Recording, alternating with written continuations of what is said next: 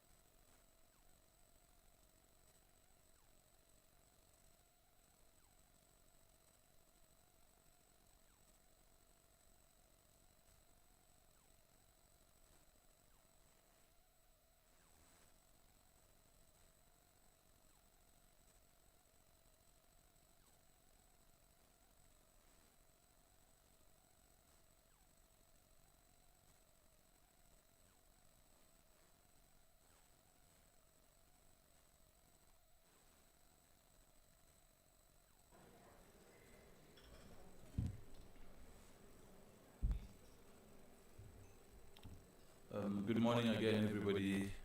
Just a few housekeeping rules.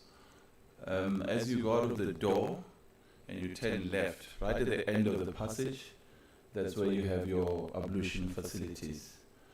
So we're just ushering in the members of the regulator. We are told that the minister is about 9 minutes away, and he'll be here, Deputy Minister rather, he'll be here any minute from now. My name is Tsepo Buikanyo. I am going to be today's program director. My day-to-day job is that of the executive of the Protection of Personal Information Act, or PAIA. I see some familiar faces in the room here, those that we have assessed. So I'm in good company, colleagues. Mr. Dimba, the members coming in.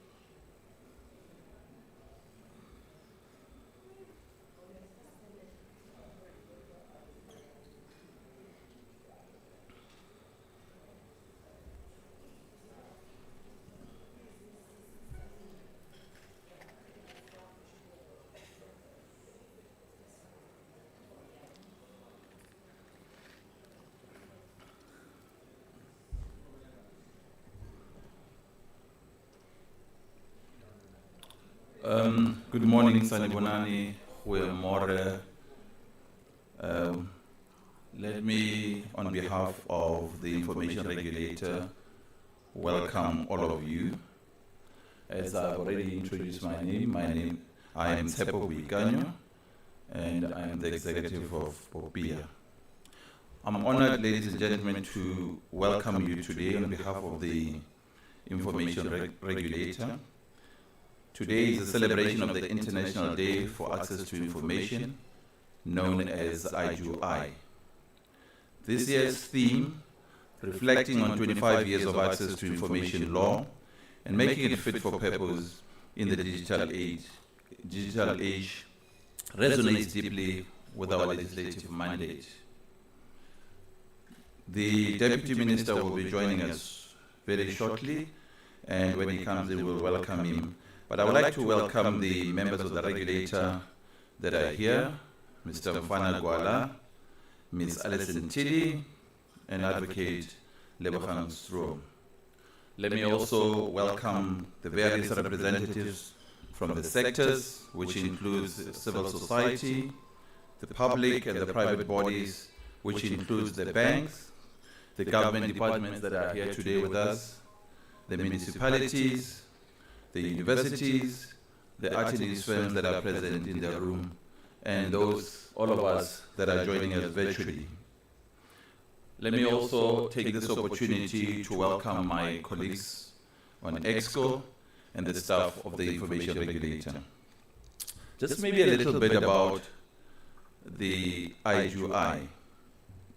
The International Day for Universal Access to Information is celebrated annually on the 28th of September to promote access to information as a fundamental human right. Proclaimed by the United Nations General Assembly in October 2019, following UNESCO's declaration in 2015, IDUAI aims to raise awareness about the importance of access to information in promoting transparency, accountability, and development. And why is this important to us as the Information Regulator? As the Information Regulator, our legislative mandate includes promoting and enforcing the Protection of Personal Information Act, or PAIA, and the Promotion of Access to Information Act, PAIA. PAIA gives effect to the constitutional right of access to information, which is essential for a robust democracy.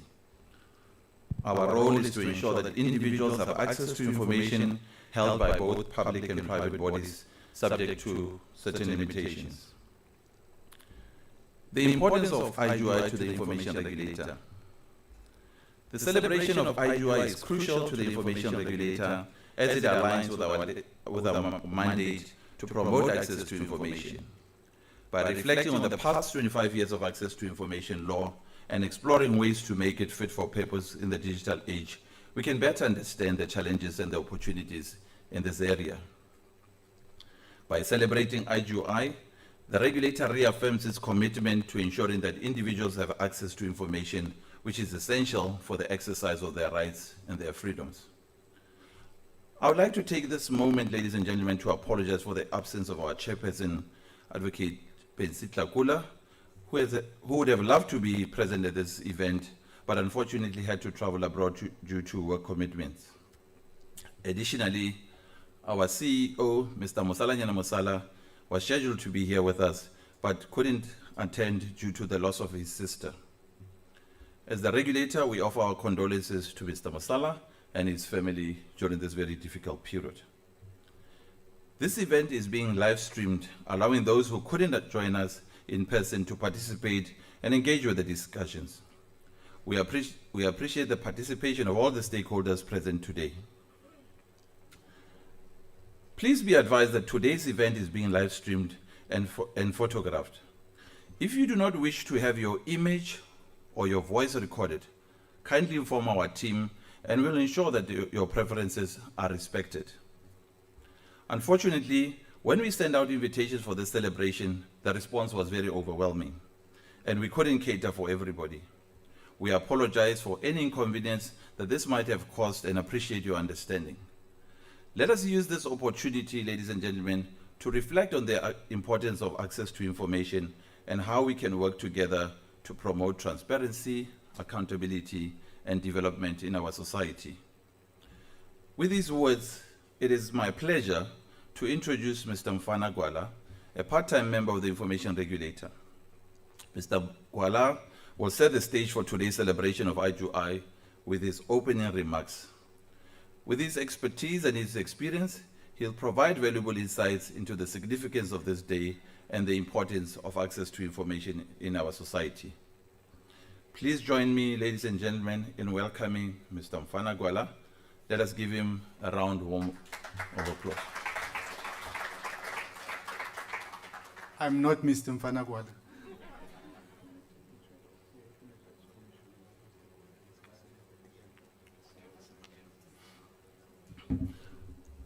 Apologies, ladies and gentlemen. Mr. Dimba was just whispering in my ear that Mr. Guala is just about to escort the Deputy Minister into the room. We are not going to keep you waiting. You've been patient so far with us. We are then going to just swap the program around a bit. We're going to take the South African Human Rights Commission Chairperson, Reverend Chris Nielsen. Reverend Chris Nielsen has been the chairperson of the South African Human Rights Commission since January 2024. Prior to this role, he served as a part-time commissioner of the South African Human Rights Commission from January 2017 until December 2023. Additionally, Reverend Nielsen is a member of the United Nations Subcommittee on the Prevention of Torture. Please let's give Reverend Nielsen a warm round of applause. Reverend Nielsen, please ascend the stage.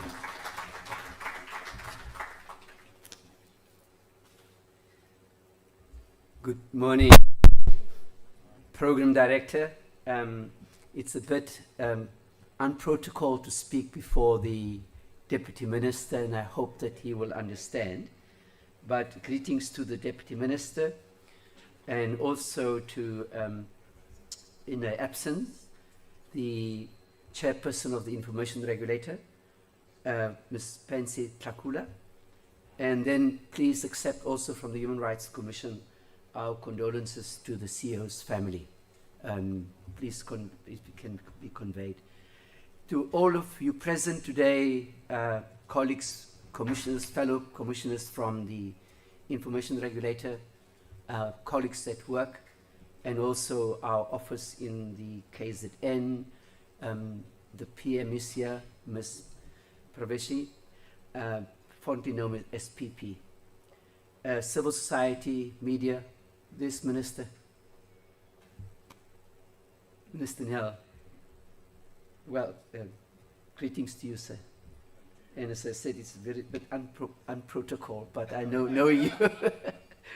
It's a great pleasure and honor to present you today at the 2025 International Day for Universal Access to Information Symposium.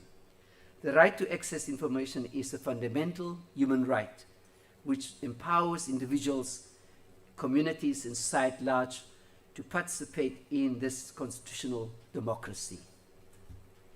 Lack of access to information results in disempowerment of citizens, poor and uninformed, making miss economic and social opportunities, creates ignorance, and most concerning, it weakens democratic processes. Therefore, lack of information threatens the very democracy which holds our society together. An uninformed society cannot claim its rights or hold those in authority accountable.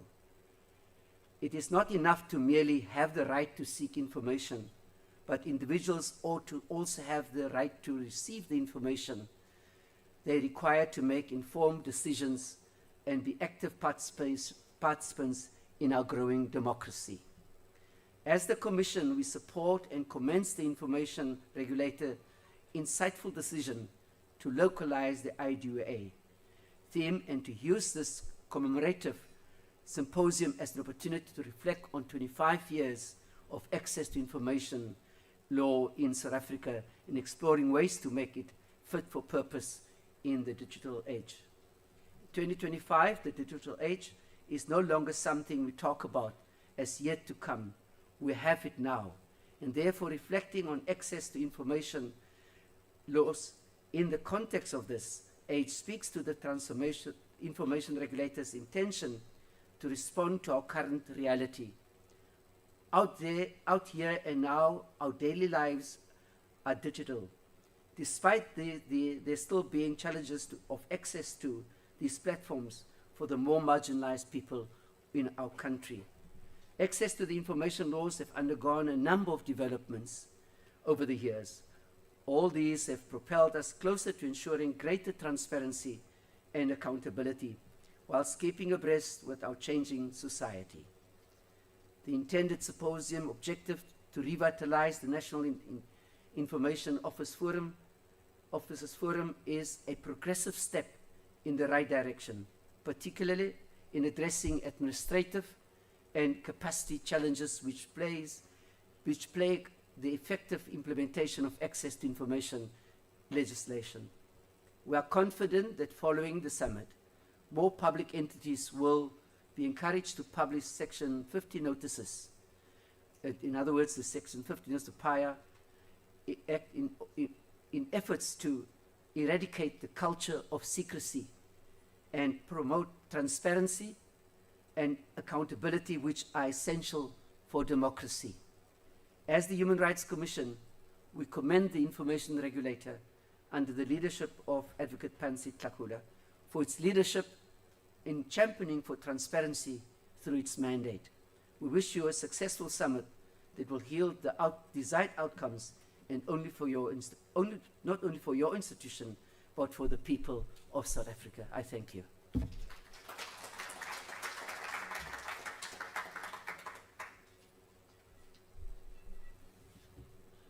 Thank you very much, Reverend Nielsen, for those words. It is now my honor, ladies and gentlemen, to welcome the Deputy Minister of Justice and Constitutional Development, Honorable Andries Nel, to today's celebration of the International Day for Universal Access to Information. We appreciate your presence, Deputy Minister, and look forward to your keynote address, Strengthening Democracy Through Legislative Review. With the Deputy Minister's presence acknowledged, I'd like now to invite Mr. Guala, a part-time member of the Information Regulator, to set the stage for today's celebration with his opening remarks. Mr. Guala, please come forward.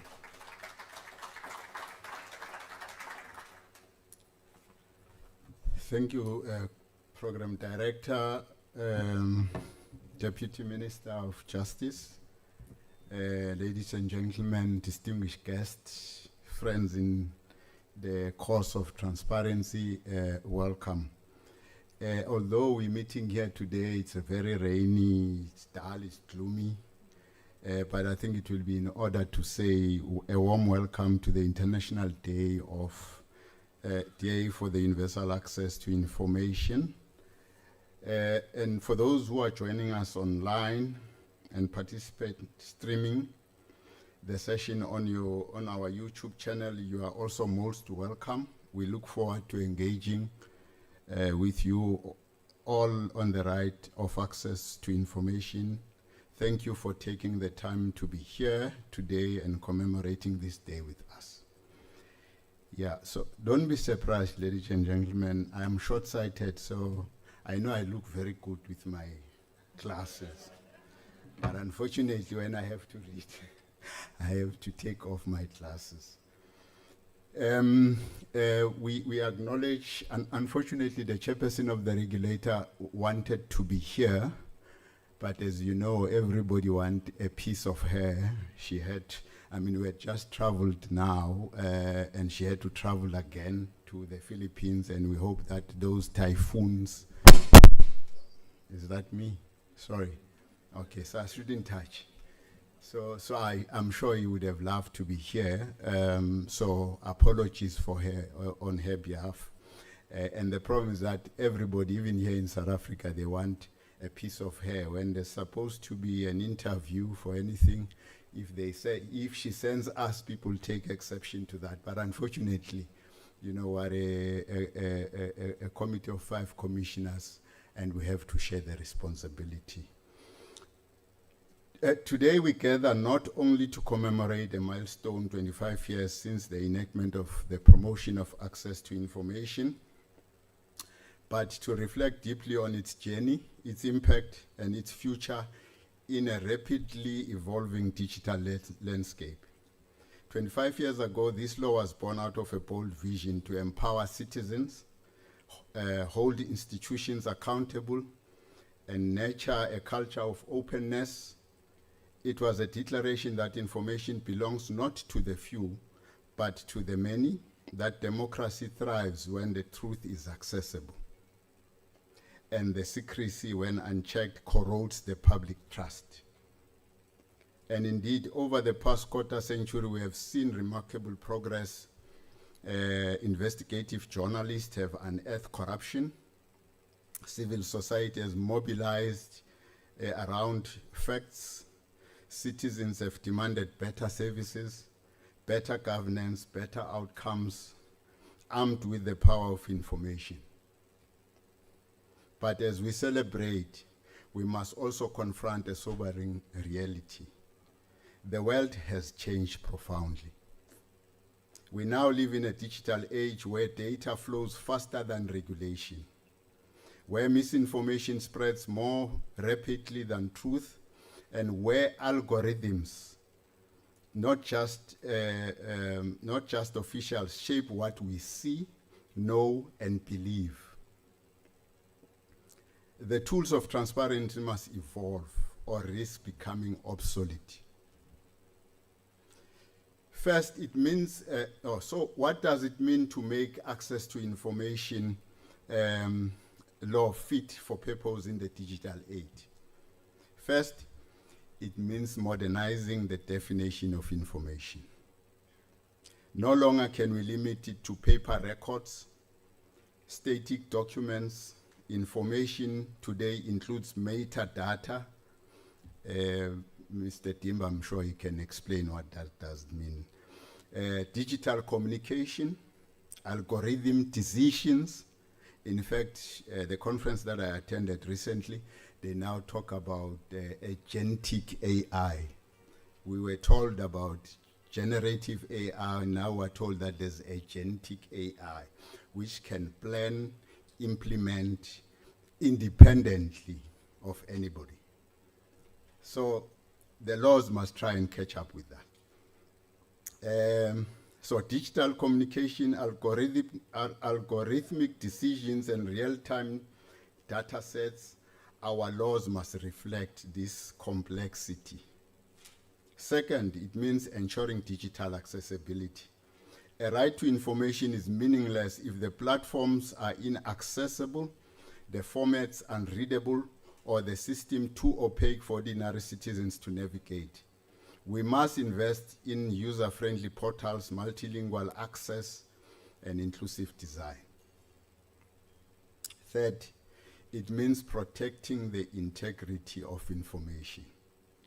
In an era where deepfakes and disinformation access alone is not enough, we must safeguard authenticity, traceability, and context. Public institutions must not only release data, they must explain it, defend it, and stand by it. Fourth, it means rethinking exemptions and delays.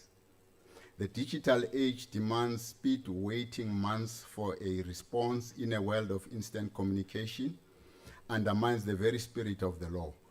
We must streamline processes, embrace proactive disclosure, and hold agencies accountable for unjustifiable secrecy. And finally, it means empowering the next generation. Young people today are digital natives. Let us equip them not just with access, but with digital literacy, the ability to question, verify, and act. Let us make transparency a living value, not just a legal provision. Friends, the access to information, the promotion of access to information was never meant to be static. It was meant to be a living instrument, responsive to the times, resilient in the face of change, and rooted in the belief that truth is the foundation of justice. As we look ahead, let us recommit to that belief. Let us reimagine this law, not as a relic of the past, but as a beacon for the future, a future where transparency is not just a right, but a reality, not just a principle, but a practice. Now, I think I will be amiss if I don't acknowledge. Let me put it this way: we appreciate the continuous support we receive, or perhaps let me move back a bit. We therefore invite all the stakeholders to engage with the panel members and the regulator on the matters relating to advancing PAIA and ensuring the effective access to information. We appreciate the continuous support we receive as the regulator from the Department of Justice and Constitutional Development, in particular the Deputy Minister, in our efforts to improve the legislation and improve our operations as the vanguard for information rights. With no further ado, I would like to welcome Deputy Minister Andries Nel, who will deliver the keynote address on strengthening democracy through legislative review. The Honorable Minister Andri Snell MP is the Deputy Minister of Justice and Constitutional Development. He began his career with Lawyers for Human Rights, coordinating its capital punishment and penal reform project before being elected as a Member of Parliament. The African National Congress Member of Parliament of the African National Congress in 1994. During 1994 and 96, he was involved in writing our Constitution as a member of the Constitutional Assembly. Over 3 decades, he has served as a whip, deputy and acting chief whip, House Chairperson of the National Assembly, and Deputy Minister in both Justice and Constitutional Development and Cooperative Governance and Traditional Affairs. Throughout his career, he has reflected a deep commitment to constitutional democracy, human rights, and expanding access to justice for all South Africans. Without much ado, I now invite the Deputy Minister to address us.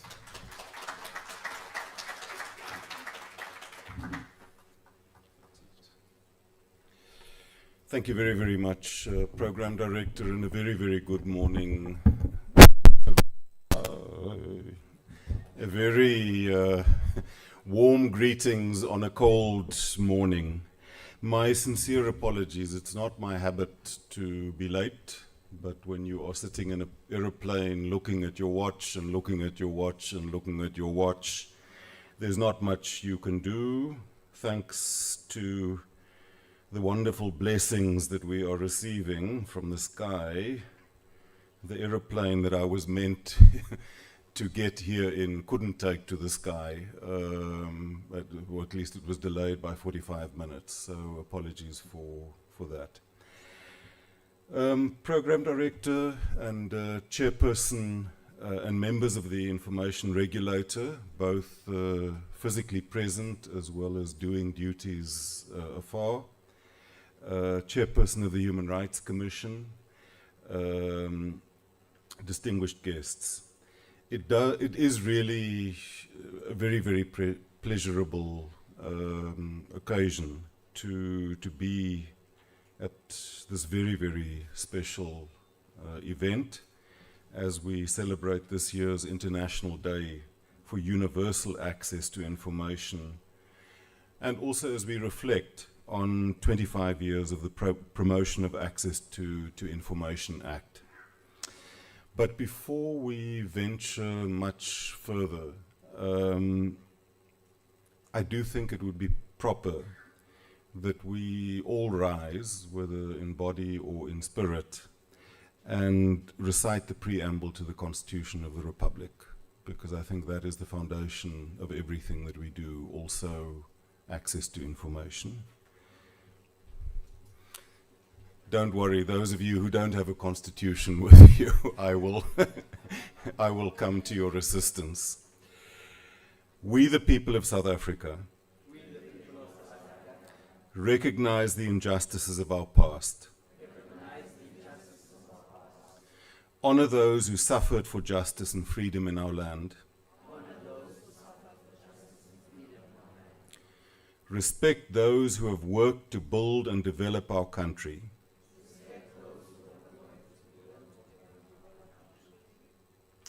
Believe that South Africa belongs to all who live in it. United in our diversity. We therefore, through our freely elected representatives, adopt this Constitution as the supreme law of the Republic, so as to heal the divisions of the past and establish a society based on democratic values, social justice, and fundamental human rights. Lay the foundations for a democratic and open society in which government is based on the will of the people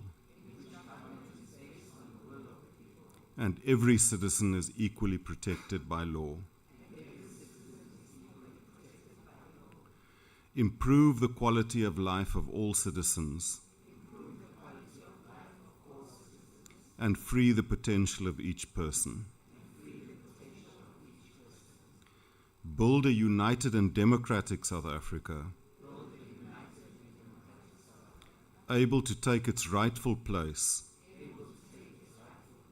as a sovereign state in the family of nations. May God protect our people. Nkosi Sikelele Afrika. Murena Buluka Sichaba Sahesu. Khotsi in South Africa. God bless South Africa. Mudzimu Fatuchedza Africa. Hosi Katekisa Africa. Thank you very much. I think it's a practice that would be important to, as those who are generations younger than quite a number of us in the audience would say, to normalize. I grew up in many, many different countries of the world because my parents were diplomats. I generally went to American schools, be it in Taiwan, be it in Brazil. And one thing that stuck with me was the Pledge of Allegiance. Every morning, learners would stand, face the flag, put their hands on their hearts and pledge allegiance to the flag of the United States. Of course, the Pledge of Allegiance is a lot shorter than the preamble to the Constitution, but I think the preamble to our Constitution is much, much more rich in content because it tells us where we come from, where we are, and the vision for the society that we have, and the kind of society that we want to and indeed must become. But it also, in a sense, is a very powerful encapsulation of the Constitution as a whole. And in relation to today's event, if one just looks at those words that we've all collectively spoken,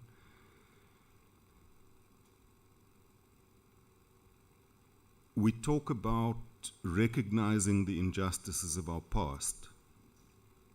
We talk about respecting those who have worked to build and develop our country. We can't know those things without information. When we talk about healing the divisions of the past and establishing a society based on democratic values, social justice, and fundamental human rights, equally, information and access to information is absolutely indispensable to the realization of those rights and that vision. But I think stated even more directly and forcefully is that part of the preamble that talks about laying the foundations for a democratic and open society in which government is based on the will of the people and every citizen is protected by law. If one just takes that sentence alone and deconstructs it into its component parts, the importance of information is central to each one of the components of that clause. A democratic and open society. And that's a theme that runs throughout the Constitution. Even Section 33 of the Constitution, the clause that limits or creates the possibility of limiting rights, the standard is this justifiable in a democratic and open society? So that value of openness, of transparency, walks hand in hand with access to information. A government which is based on the will of the people.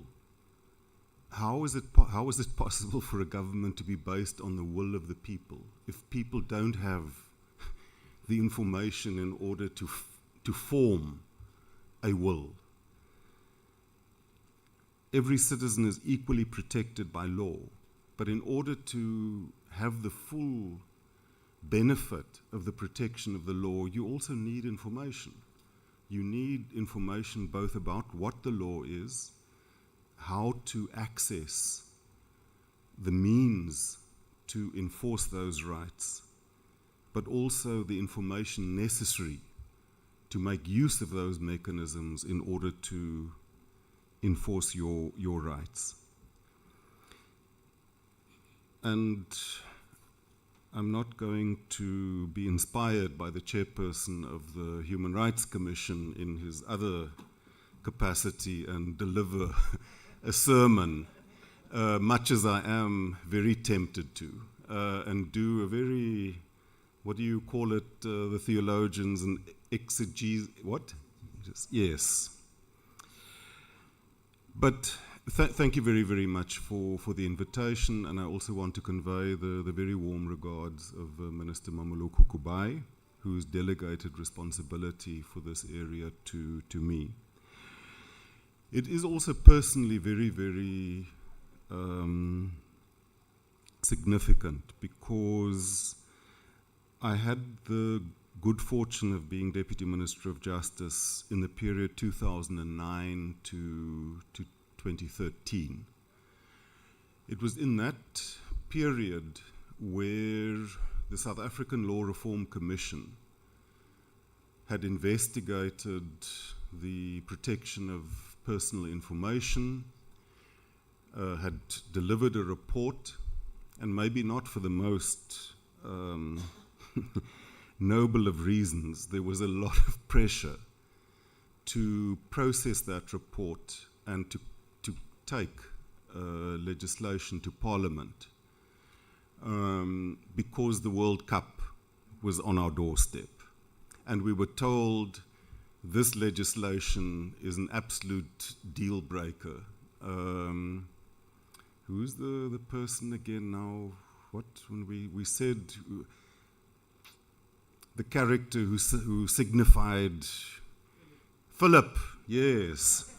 We said we're not going to see Philip if we don't have this legislation because it's necessary for airlines to do advanced verification of passenger lists. So we needed this.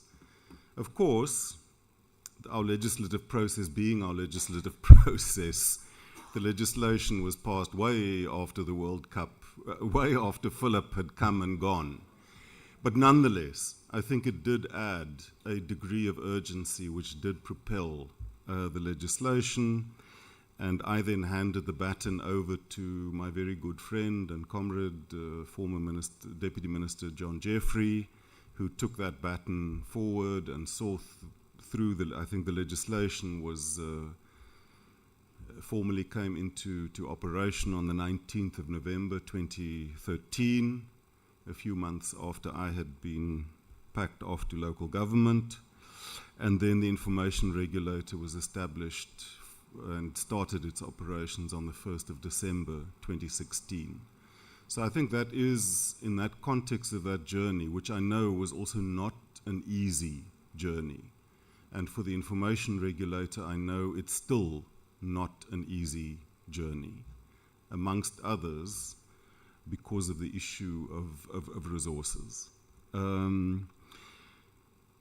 But today we gather to celebrate a principle that lies at the very heart of a thriving democracy.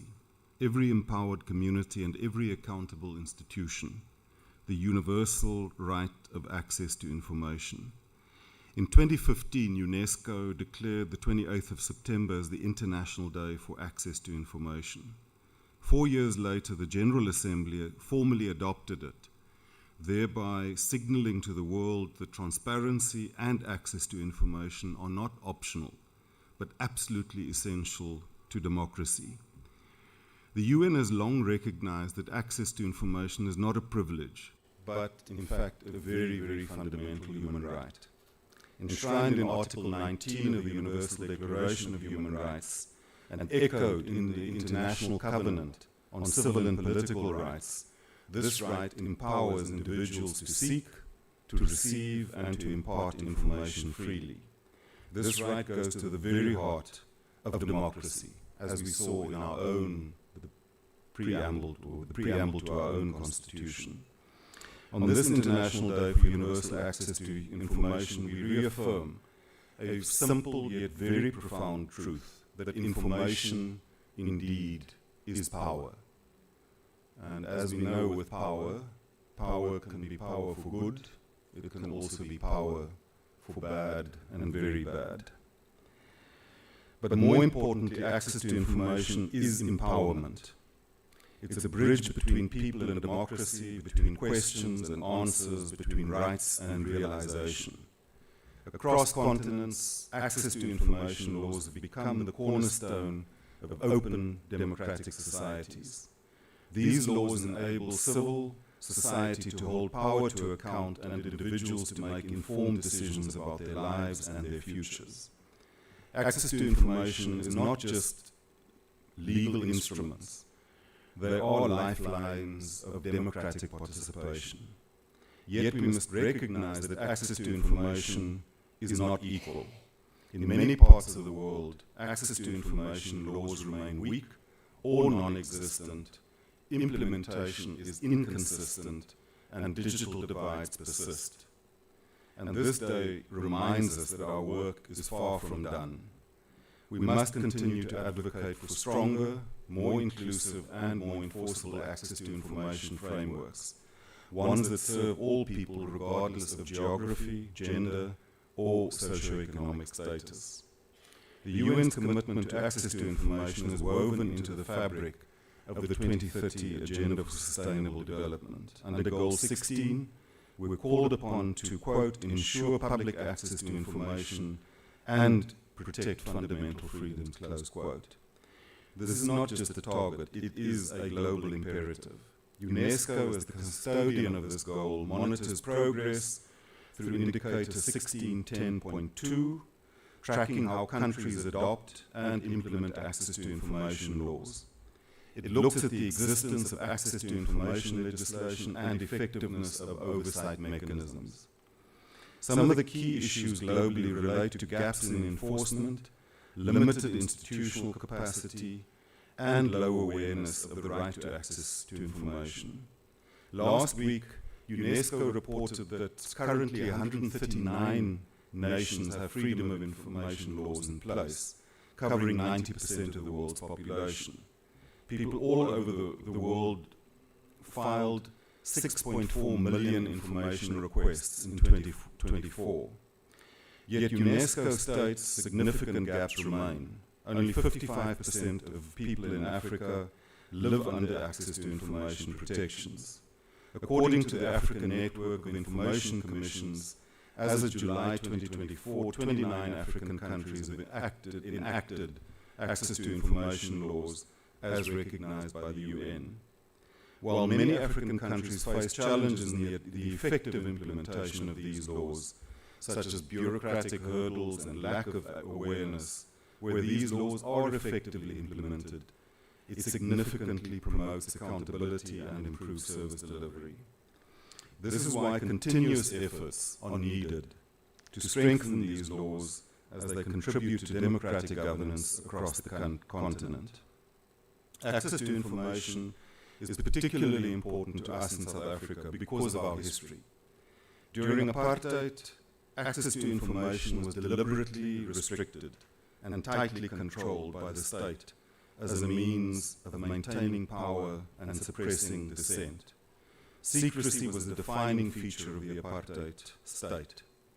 The Protection of Information Act criminalized the disclosure of classified information, even when it exposed human rights abuses. Many of us need no reminding, as we would have ourselves experienced the effects of laws such as the Suppression of Communism Act and the Publications Act. Journalists were routinely harassed, detained, or banned, and reporting on police brutality, political trials, or resistance movements was often prohibited. Surveillance of activists and academics was widespread, creating a climate of fear that stifled open discourse and silenced opposition. State-controlled media propagated racist ideologies and portrayed the regime as benevolent while demonizing liberation movements. Civil societies, trade unions, and activists struggled to access reliable information and often relied on underground publications, word-of-mouth networks, and international solidarity movements to stay informed. It's just at a personal level to say that, and I've made the point half in jest a number of times to people, that if South Africa were a normal society 35 plus years ago, I would probably not be standing in front of you, and I definitely not in this capacity, because I started off studying, and probably still my greatest intellectual loves would be philosophy and mathematics, and that's what I started studying. It was in 1985 with the declaration of the first state of emergency, the detention of tens of thousands of people, the banning or the restriction of newspapers, including some of the student newspapers that belonged to the South African Students' Press Union that I was active in, is what drove me to study law.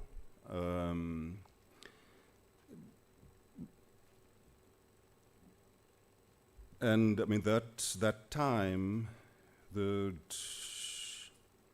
I don't think the era that we live in today, of openness, of freedom, and of the accessibility of information through social media and others. And I'm going to come to the flip side of that, because it's not all as nice as it might seem at first. The internet, information was a really, really important and a very, very difficult thing to get.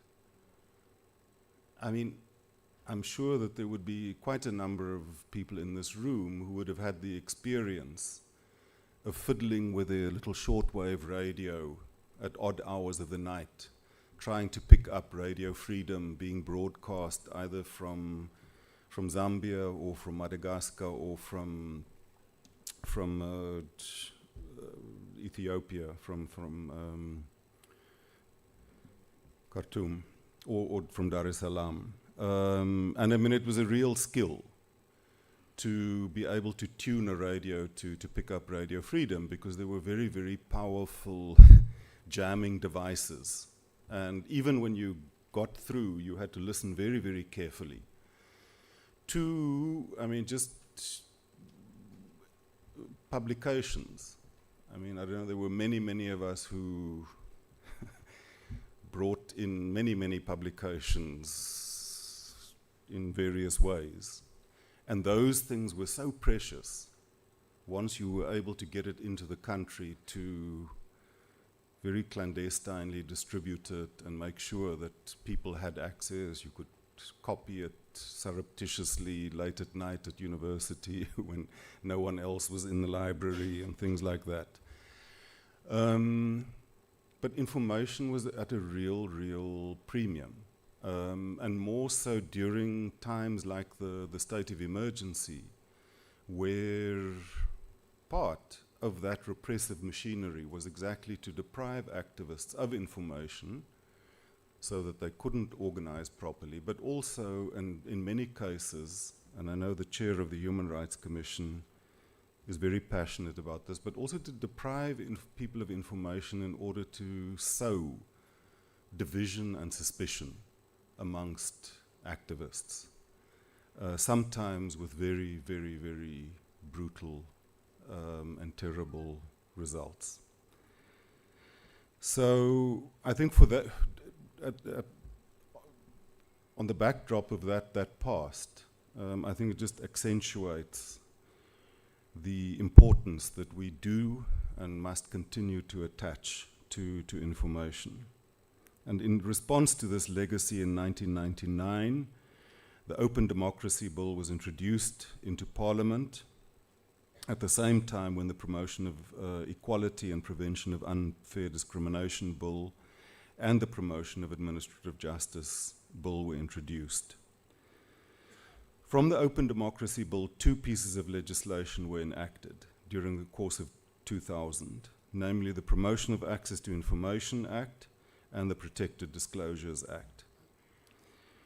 I was very fortunate to have been part of those processes, and they were not easy processes because in many ways we were dealing with really fundamentally groundbreaking legislation, both globally but also specifically in a South African context. PAIA was enacted to give effect to Section 32 of the Constitution. It marked a historic milestone in our country's democratic journey by affirming the right of every person to access information held by the state and, very, very importantly, private bodies, marking a bold shift towards transparency, accountability, and democratic values. And I recall still very vividly the debates that went in to the issues of vertical and horizontal application of that act. And I think those are debates that we need to keep alive, because at the moment, very often, a lot of our public discourse is centered around the state and its many and varied failings. But we also can never, coming back to the question of power, forget that in our society, power is a lot of power, and arguably the lion's share of power is vested not in the state, but in private society and business in particular. And therefore the horizontal application of these rights and these provisions, I think, continues to be very, very important.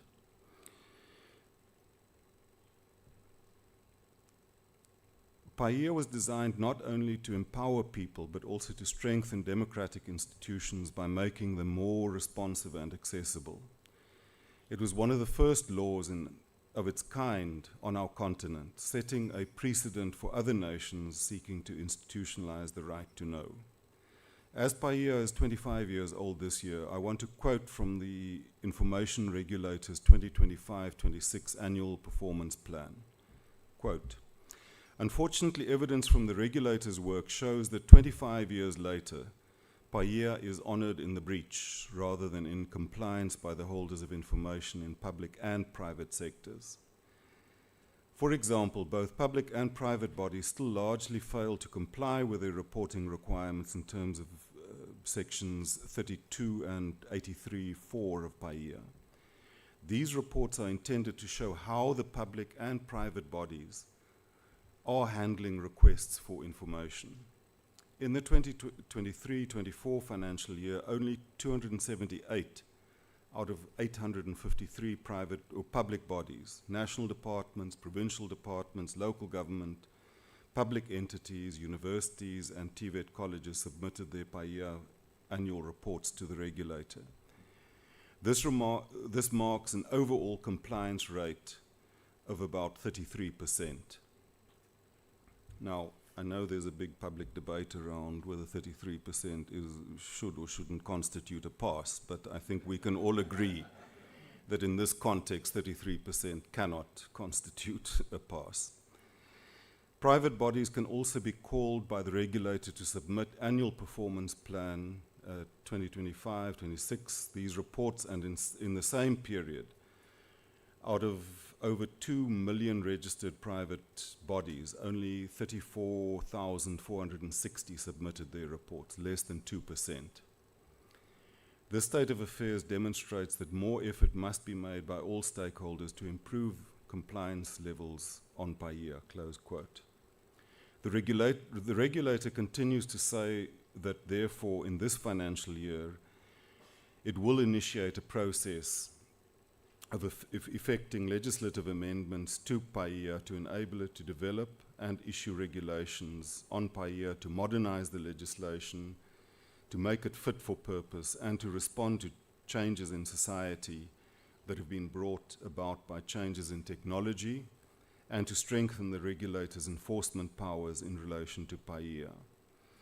From the side of government, we welcome these developments and commit to support the regulator in this very important work. On the topic of legislative reform specifically, it's important to stress that reform is not optional. It's essential to ensure that our legislation adapts and remains fit for purpose. The law needs to be as dynamic as our changing world demands. Law reform must do more than respond to today's problems. It must also anticipate tomorrow's. And on that note, I also just want to say that one of the other areas that the Minister has delegated to me is responsibility for engaging the South African Law Reform Commission. And a few weeks ago, we had a very, very good strategic planning workshop with a Law Reform Commission. And we really, I think, moved a bit out of the box, because we got people like the Ndlulamiti scenarios to come in and just to try and model where it is that our country and the world is going, and what are the challenges that we need to meet in terms of law reform. And I think there's probably no area that stands out as much as the issue of information in the current era. We need to align our legal framework with the rapid social, technological, and global challenges facing us. Legislation is constantly reviewed and amended to keep up with changing times and improve areas of the law. The Judicial Matters Amendment Bill of 2025 that was introduced into Parliament recently contains proposed amendments to PAIA. Amongst others, Clause 3 of the bill seeks to amend Section 15 of PAIA to ensure that all public bodies make available a detailed description of the voluntary disclosure and automatic availability of certain records. Section 15 of PAIA deals with the designation of deputy information officers. Clause 5 of the bill seeks to clarify that such designations should be in writing, and that any designation or delegation does not prohibit the person who made the designation or delegation from exercising the power or performing the duty concerned him or herself. Sections 33 to 45 of PAIA deal with the grounds for refusal of access to records that are held by public bodies. These sections, except for Section 35, are all subject to Section 46, which deals with the mandatory disclosure of records in the public interest. Section 46 provides, amongst others, that access to a record must be granted if disclosure of the record would reveal evidence of a substantial contravention of the law and the public interest in the disclosure of that record and the public interest in the disclosure of that record clearly outweighs the harm contemplated in Sections 35 to 45, excluding Section 35. In May of 2023, the Constitutional Court in Arena Holdings Limited, trading as the Financial Mail versus the South African Revenue Service, declared that Sections 35 and 46 of PAIA to be unconstitutional to the extent that they excluded, or that they preclude rather, access to tax records by a person other than the taxpayer, even in circumstances where the requirements of Section 46 are met. Parliament was given 24 months to remedy the constitutional invalidity. Clause 6 of the bill seeks to clarify that Section 35(1) of PAIA also included, or is also included under the ambit of Section 46. But as I was saying earlier, the area of information is really at the cutting edge of where we are in the world at the moment. We live in a time of unprecedented technological change. Information flows faster than ever across borders and platforms in formats unimaginable just a decade ago. There's the old cliche that the data is the new oil.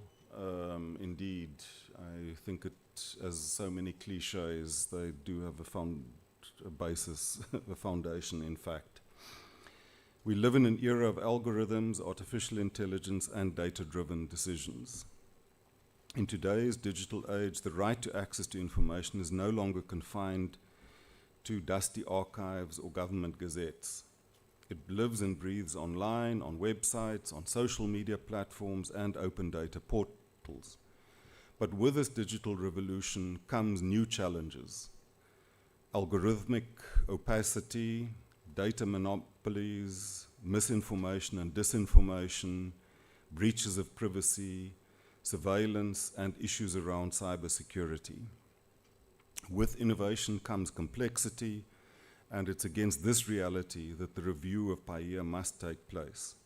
The UN has urged countries to ensure that access to information laws remain fit for purpose in this digital age. And in order to remain fit for purpose, they need to evolve.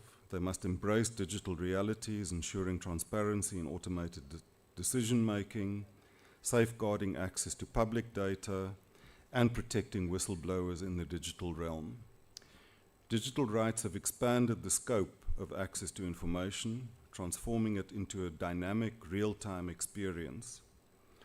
People expect immediate updates on issues delivered through digital channels that are fast, transparent, and inclusive. But, as we know, that also has a different and a more sinister side. And I think it is an issue that has been raised quite strongly in the past few weeks. And that is the future of what is termed the traditional media.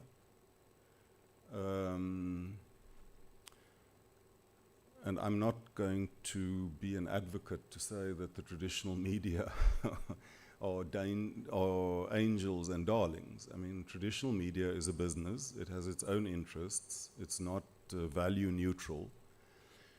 But there is, having been a journalist of some sort myself in an earlier life, you know that there are certain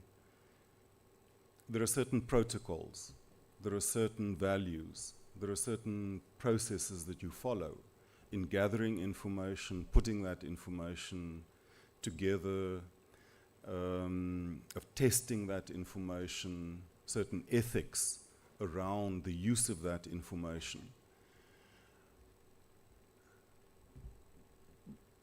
I think many of us have seen over the past 3 decades. I remember arriving as a very young MP in Parliament in 1994. There was a significant parliamentary press corps, a press gallery. In fact, they had their own offices, they had their own pool room, and what would journalists be without their own bar, to which from time to time we were generously invited openly, and I'm sure that there were many of my colleagues who went less openly to go and do the plumbing thing. But on a serious note, the reality is that each major newspaper had their own parliamentary correspondent, which meant that you were able to have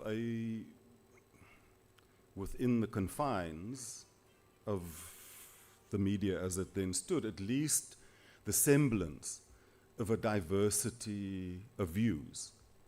But over time, commercial pressures led to many of those somewhat independent newspapers gradually being absorbed into groups that further conglomerated, that further concentrated.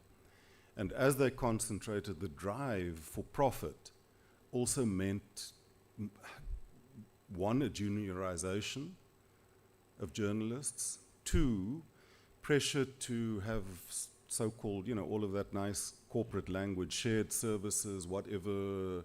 Why does a family of newspapers need their own parliamentary correspondence? Let's have one that services the entire group. It's much more cost effective. It works well with the bottom line. But it means that whereas you had half a dozen views of what was happening in Parliament, you now have one. It then moved to the consolidation of certain services like layout and so on. But it's just continued growing further. I mean, there was a time in my life where, before digital newspapers became such a big thing, I would on a daily basis sit with a pack of paper newspapers like this. But it actually, it appeared to be very daunting, but it was actually became very, very easy to work through that pile, because once you had read a paper from one conglomerate, you basically had read them all.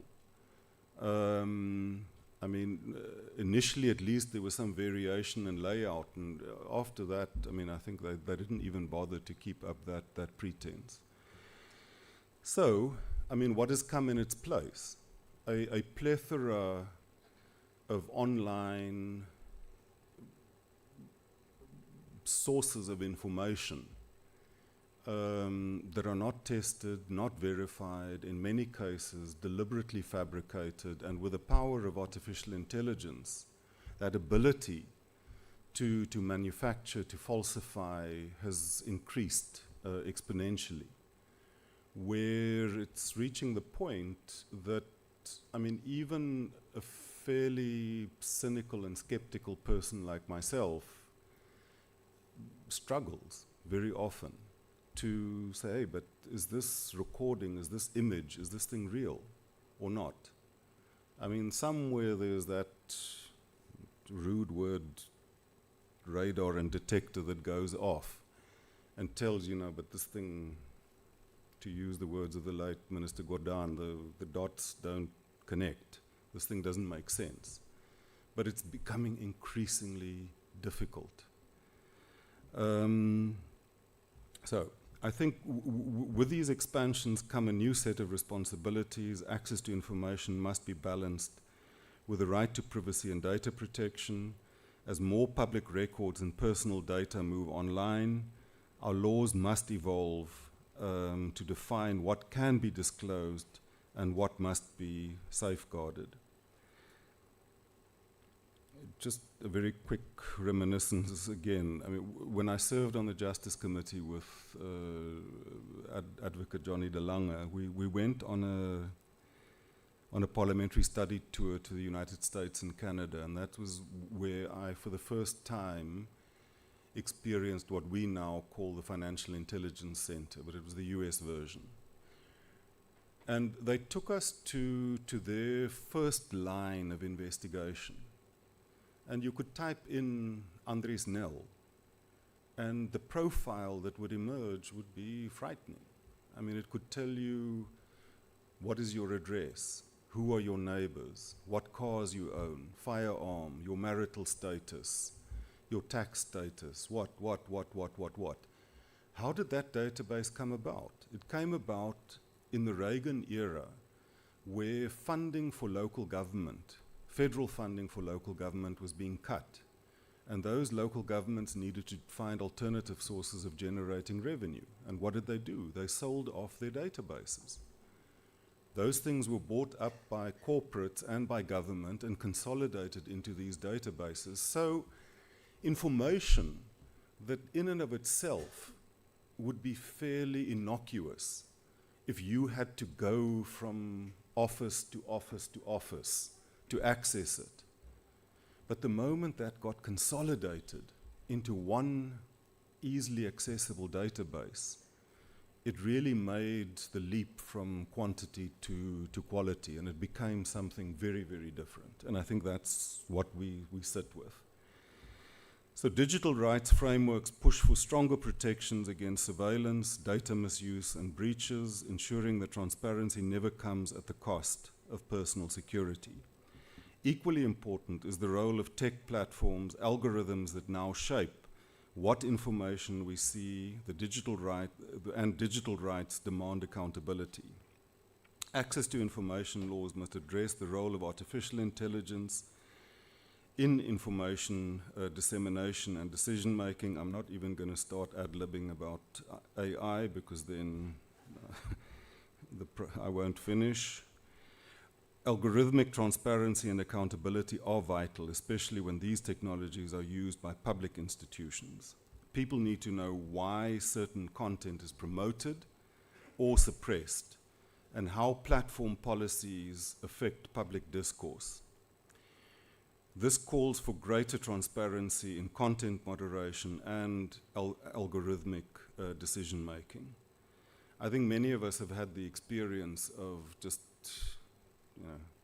shifting our minds into neutral and browsing around on whatever platform of choice we do so. And you look up what would be, for some reason you're interested in the latest stealth fighter jet, and you go and look that up and click on that. And then 5 minutes later, your timeline is flooded by like 20 stories about the latest F-35 or whatever. And I mean, it is really, really frightening at times, just how quickly those platforms respond to a very simple signal that you send. Resolutions such as the African Commission on Human and People's Rights, Resolution 630, focuses on the need to regulate and guide tech companies to uphold information integrity. It helps to guide platform accountability and promotes independent verification. Access to information reforms should strengthen mechanisms for verifying and disseminating accurate public information, but without infringing on freedom of expression. Access to information also hinges on digital inclusion. Digital rights advocate for closing the digital divide. Our laws must reflect this reality by promoting universal access and equitable infrastructure. Bridging the digital divide involves improving internet affordability, expanding infrastructure, and promoting inclusive design. Public information should be accessible in multiple languages and formats to ensure that no one is left behind. These shifts are prompting legal reform internationally, with countries revising their access to information laws to include digital formats, e-governance tools, and online publication mandates. Digital rights are not just a tech issue, they are a human rights imperative. And they ensure that access to information remains relevant, inclusive, and effective in the digital age. Reforming access to information laws requires a thoughtful and forward-looking approach that balances transparency, privacy, equity, and technological realities. I would like to conclude with the words of the UN Special Rapporteur on the Right to Privacy, Joseph A.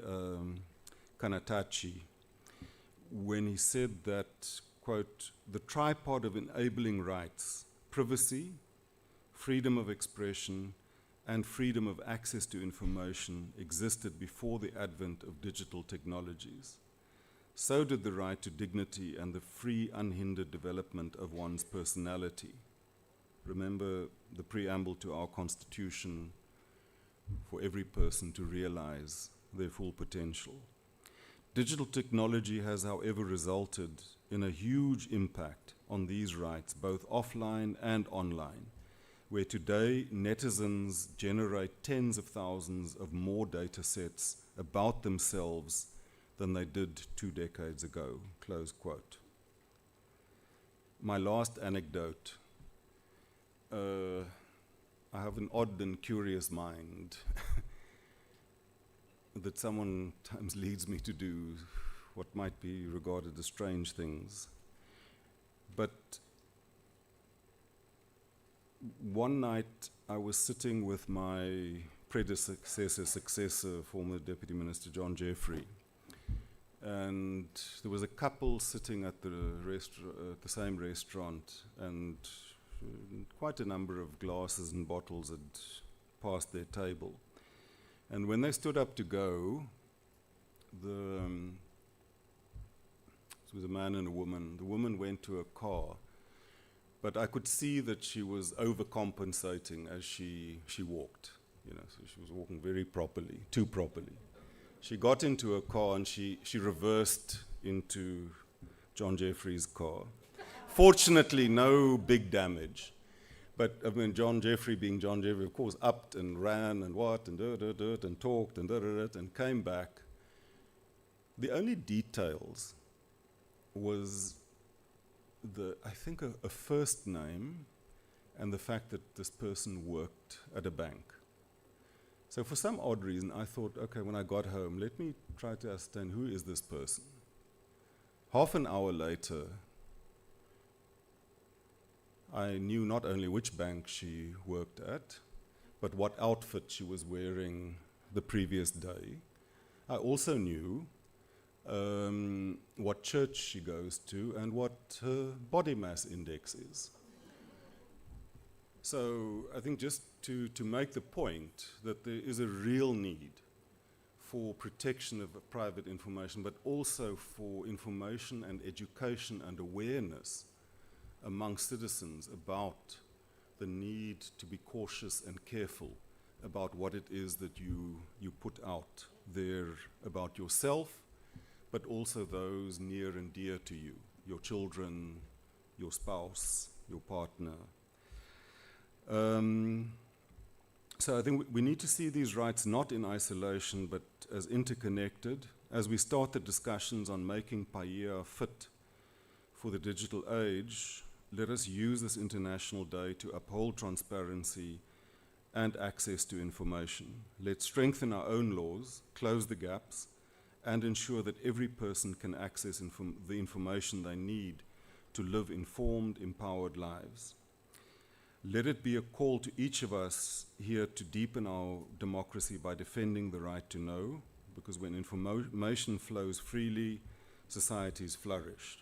When communities are informed, democracy becomes a lived reality in the lives of people, and we build a more transparent, equitable, and informed world. I thank you very much.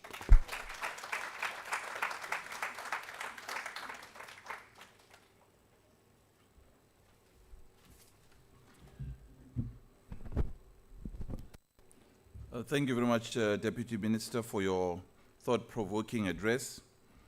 I think there are a few take-homes that we can take with us.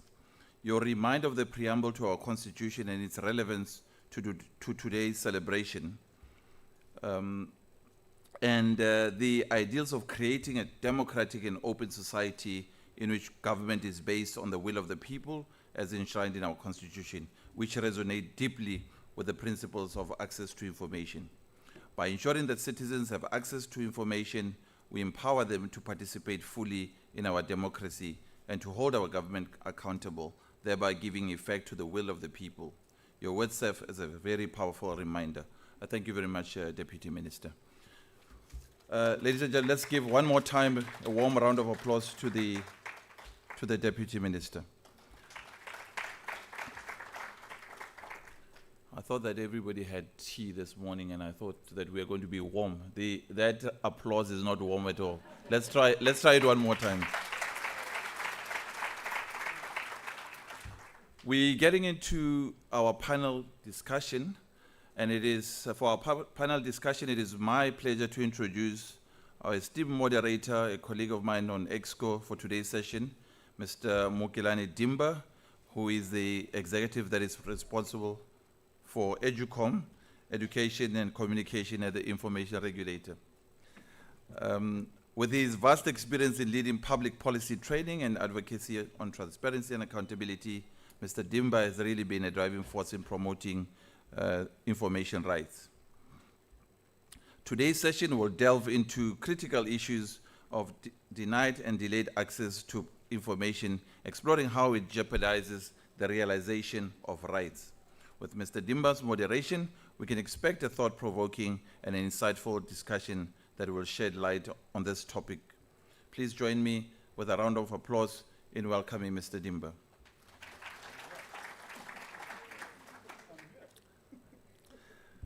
Thank you, Mr. Dimba. Our first panelist is Caroline James. Caroline James joined Amabungani in 2022.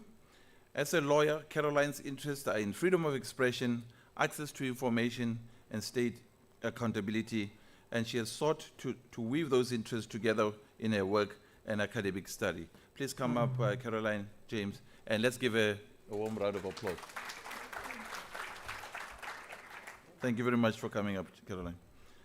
And our last panel member is my colleague on the executive team, Advocate Makopa Badisa.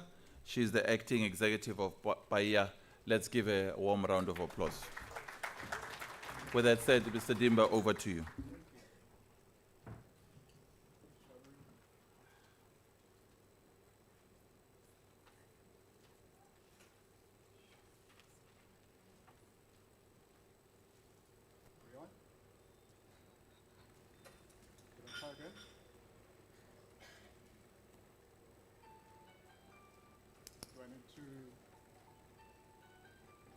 Do I need to do it from here? Ah, there we go. Thank you. Thank you so much, Advocate Buikanyo, for that introduction. Good morning. It's still morning. Good morning. Aibo. Sanbonani. Ah, much better. No, thank you. I think we need to really celebrate this day. For me, it's a double celebration, both professionally as well as personally. I'll start with the professional. This day that we're celebrating today, the International Day for Universal Access to Information, is really Africa's gift to the world. The concept of IDUAI emerged out of Africa. I'm quite happy to have played my small part in that process. There were 6 of us that began engaging with UNESCO through the UN system to have this day internationally recognized. There was Edet Ojo from Nigeria. There was Suleiman Abrama from Senegal. There was myself from South Africa. We had Kaitira Kanji from Namibia. We had Sampa Kangwa from Zambia. And this is the group that traveled one wintry cold day, I think it was in 2008 or something like that, traveled to UNESCO to engage with our ambassadors in the UNESCO system to have them adopt what we called then the Right to Information Day. It was called RTI, Right to Information Day. But we soon ran into a difficulty with some countries in the UNESCO system who did not recognize access to information as a basic human right. And for them, calling it Right to Information Day was going to cause problems.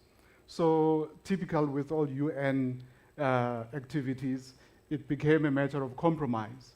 What we ended up with was this name that I don't like that much, the International Day for Universal Access to Information. It's such a mouthful, but I think it loses the essence of what this issue is about.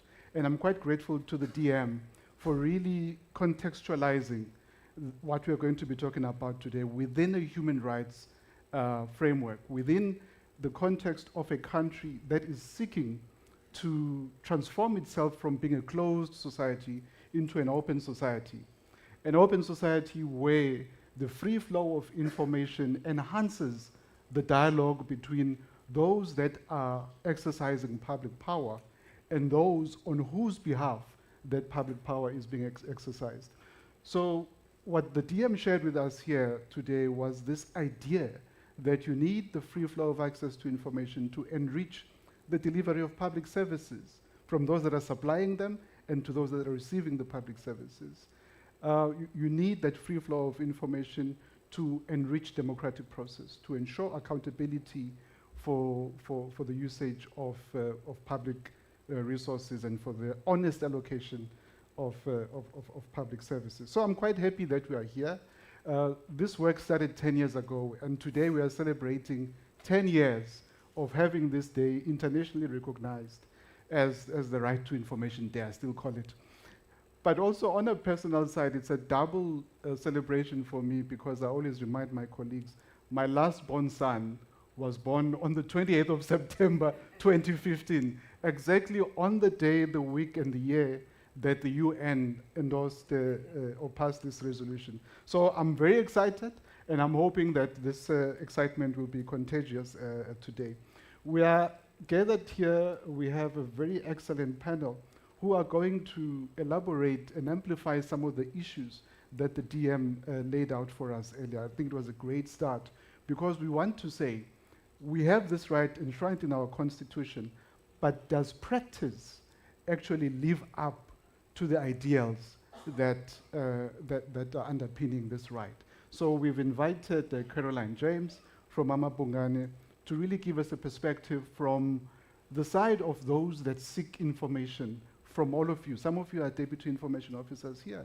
How do they experience, the requesters, how do they experience that process? And we're also going to hear from Advocate Mahopa Madisa from the Information Regulator, who is going to also share with us what the regulator does in order to try and facilitate the exercise of this right. How do they respond to complaints that come through to the regulator? And so it's going to be that kind of conversation. So perhaps, Caroline, if I may ask you to kick us off with your perspectives on how this is working in real time and in real life. Should I stand up there or just? Wherever you feel comfortable. Here we go. Okay. So, good morning, everyone. I'm very privileged to be here. I am the advocacy coordinator at Amabungane Center for Investigative Journalism. So I'm not a journalist, and my role is to, or one of my roles is to facilitate the access to information requests that the journalists need in order to do their work. So I am the person engaging with the information officers and engaging with the responses that we get. And so that's what I've been asked to speak about today, sort of our experience in dealing with those access to information requests and our advocating for transparency that we do more broadly around media rights and access to information. So unfortunately, I'm going to have to start sort of quite negatively, because our experience with PAIA recently has been almost universally negative. We struggle to get any responses, even acknowledgements of receipts from information officers.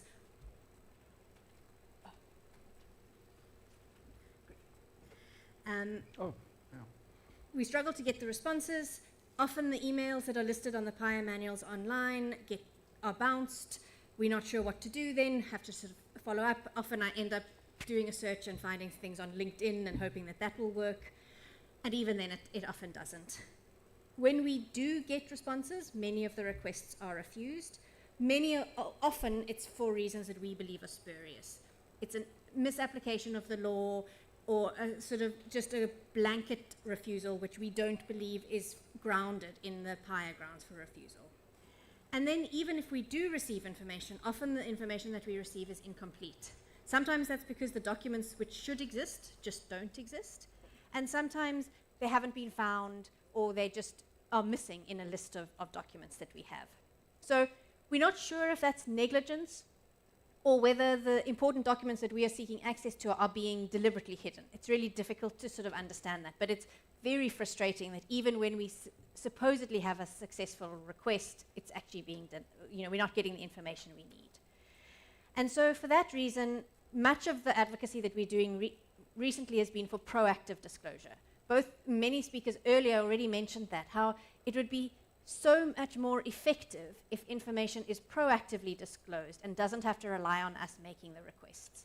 So we've worked a lot around that on procurement law, in our submissions around the Public Procurement Act, which was passed last year. We were really pushing for really strong legislative requirements for tender documents and contracts of government tenders to be made proactively accessible, to enable the media to report on it, but also community monitors to access the information that they need to check whether the projects that are supposed to bring services to their communities are being effected. So, there. So I'll just cover a couple of common problems that we see in causing the delays to our access to information requests.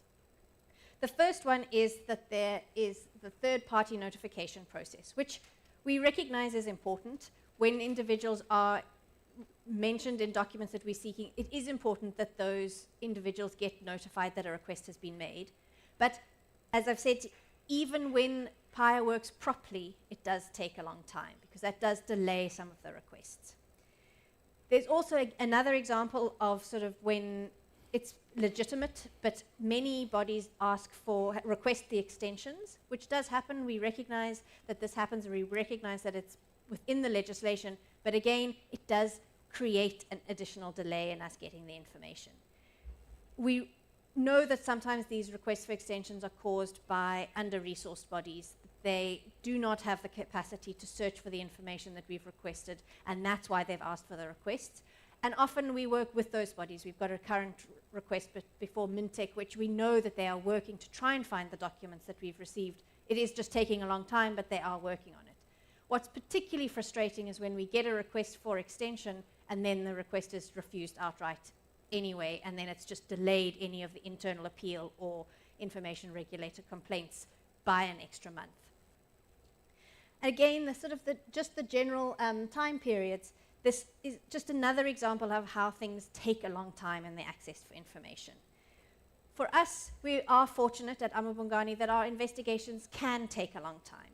We can sometimes accommodate delays of a couple of months in getting the information because we don't have the strong deadlines that many other media entities do. But our colleagues in the media often can't wait for as long as we can. And in any event, often these delays mean that the information that we've requested is outdated by the time that we get it, or the purpose for it is no longer relevant. One of our big experiences of this is with sort of tender documents, that sometimes when a tender is challenged, it makes more financial sense for the body to maintain an irregularly awarded tender, because if they didn't, it would cause even greater service delivery interruptions. But it would have been much better if we could have got that information sort of much quicker. So an example of the delays that we've got, that everything's gone according to the book, was we made a request to a regulatory body, the Regulatory Board for Auditors, in March. We made the request, they requested an extension legitimately, they notified the third parties involved, those third parties made representations, the body then allowed the third party to make representations to us granting the appeal, which they did, and now we are still waiting for the information. So it's taken 6 months and we still have not received the information. Another frustrating example that we have was we made a request to a private body that was acting as a broker for the Gauteng Department of Education. We asked for a whole set of tender documents from the GDE. They said we had to go to the private body. The private body then said that they were just a small company operating and they couldn't spare the staff resources to find the documents, and so refused it on that respect, which is incredibly frustrating that these public tenders are being hidden through various mechanisms of sort of refusing access to information. Unfortunately, we've also found some quite difficult delays in the time periods with some of our complaints that we've made to the Information Regulator. This is something that we are engaging directly with officials from the regulator, but at the moment it's not clear how long complaints take to be adjudicated within the regulator, and we're not sure of where the sort of different phases of the investigations happen. So currently we have 3 requests that are pending before the regulator that were filed 19, 12 and 11 months ago, and we still haven't received final decisions. And what makes this really complicated, or adds a layer of complication to this, is that we are very well aware that many of these bodies, even if the regulator rules in our favor, which we have seen in many cases, they will then take that decision on review. And so the question of access to information is still going to go to court, but there's been now an additional delay of a year, maybe more, before it gets to court, which is just, again, just delaying our ability to get the information that we want. I'll then go on to, sorry, this was maybe an old form. I'll just go on to why some of the requests are denied. So one of the most common reasons for the requests being denied is that they contain information that is personal or confidential commercial information. So we do recognize that there's an element of fear from some information officers. They are very worried that they will be acting in breach of PAIA or the PAIA grounds for refusal. And so they do apply very wide understandings of personal information and confidentiality. So an example of here was one of our requests was to the Department of Public Works. They granted our request early on, which was for a sort of set of information around a first phase of a project. Later on, a few years later, we asked for information, the exact same documents relating to just the second tranche of information relating to the same project. And they refused it on grounds that it contained personal information. So it's not clear whether that was a different information officer or whether, because we'd already been reporting on it, there was a little bit more sensitivity around them and not wanting to provide us information. As I've mentioned before as well, it is particularly concerning that the requests for tender documents are very often refused on these grounds of commercial confidentiality. Of course there's personal information in tender documents, and of course there's commercial information, but that doesn't in and of itself mean that it should be that any requests should be refused. The Open Contracting Partnership, which is an international body which advocates for procurement transparency, has done a big study and has provided various myth-busting documents to demonstrate that there's no real examples of commercial harm to individual companies when contracting information is disclosed in the context of a tender document. It's made a number of recommendations on how this disclosure of commercial information within the procurement system can be made. And it said redactions can be made, but they should be minimally redacted. And information that is not legitimately commercially sensitive should not be redacted. So it does require an element of discretion on the part of information officers. The Open Contracting Partnership also says that there is a time period when information is no longer commercially sensitive. And so if we're requesting information for a tender that was advertised 5 years ago, the information in those tender documents may no longer be commercially sensitive, and so they should be disclosed. So what we would like to see here as well is like this sort of, as we were advocating for in the Public Procurement Act, was statutory requirements for proactive disclosure of procurement documents. But we could also work around this, that there could be a recognition. This probably would need some sort of interaction between us and the Information Regulator and procuring entities, but some recognition that when a company bids for a public contract, they have to recognize that the documents will be made public, whether it's in a proactive disclosure or on request to various bidders, that there is a sort of the legitimate expectation of privacy around those documents no longer applies in quite the same way. And then another common reason for refusal is the incorrect reliance on legal processes. We've written before about our experience with Joburg Water, where they refused to provide information because the tender that we wanted information on had been challenged in court, and so they said it was sub judice. It's really difficult if that's the case, because it means that any controversial tender is likely to be challenged, and then there's no way for the public to get information out in relation to that.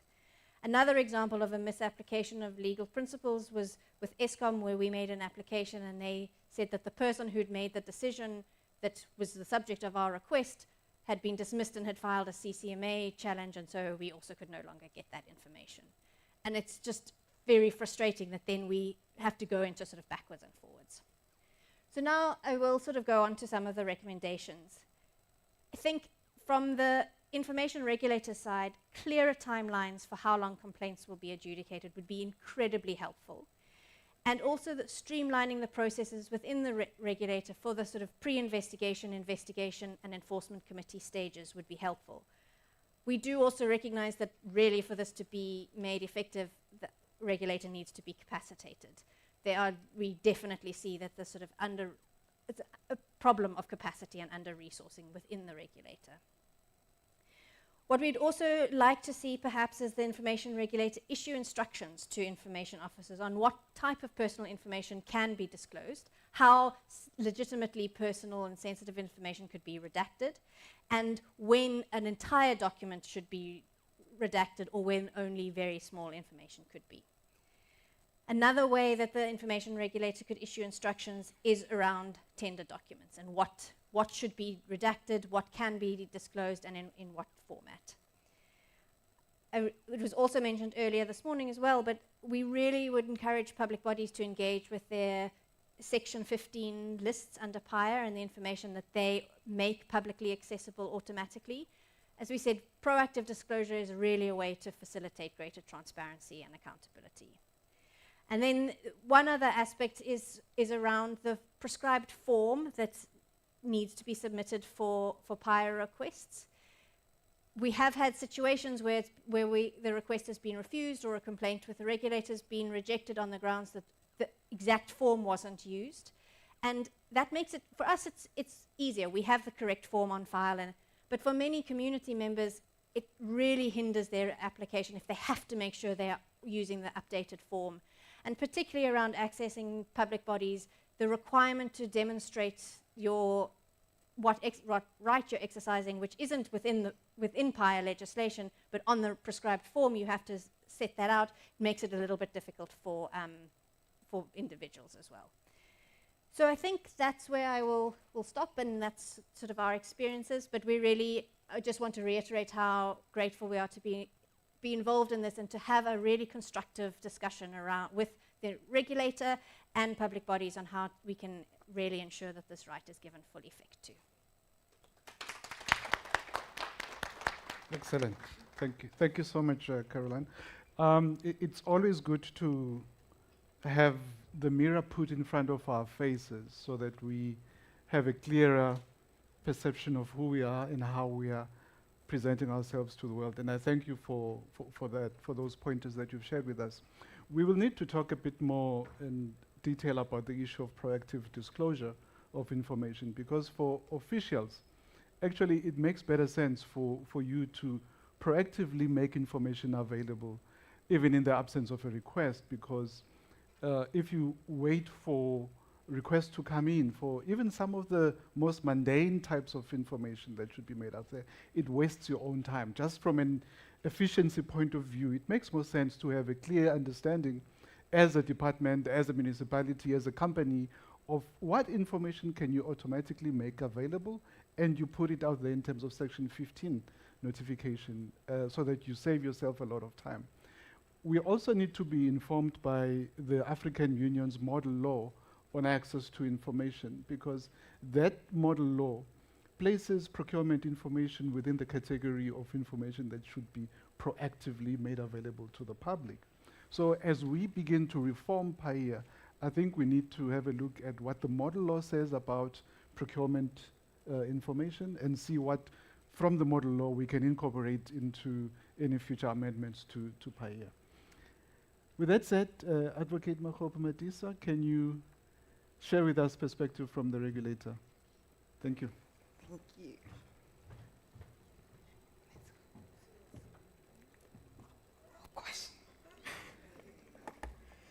You made a lot of people anxious there, especially Advocate could Strom was saying hear a little that prayer there. She wants to come and catch me. Thank you, Mr. Dimba, for this opportunity. Greetings, Honorable Deputy Minister of Justice, members of the regulator, ladies and gentlemen, and my colleagues. As introduced, my name is Makwedi Makgopa-Madisa, the Acting Executive responsible for Promotion of Access to Information Act. It is an honor to come and speak about PAIA as we celebrate 25 years of its existence. And I am glad, Caroline, that you have raised the issues that you've raised, because we are going to talk more about them. And in my presentation, actually, we do respond to some of the points that you have raised.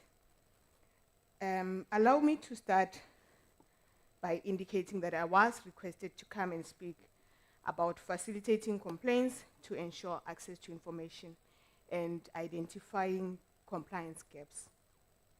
And from the regulator's point of view, I would start by indicating that when you talk about facilitating complaints to ensure access to information, it's where you have created a system that allows members of the public or requesters to come and lodge complaints when they are denied access to information.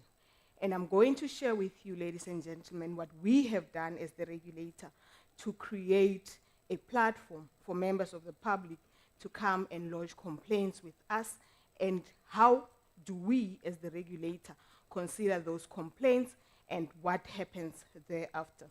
I have prepared a brief presentation, and I'm going to quickly go through the presentation so that we're able to take the engagement.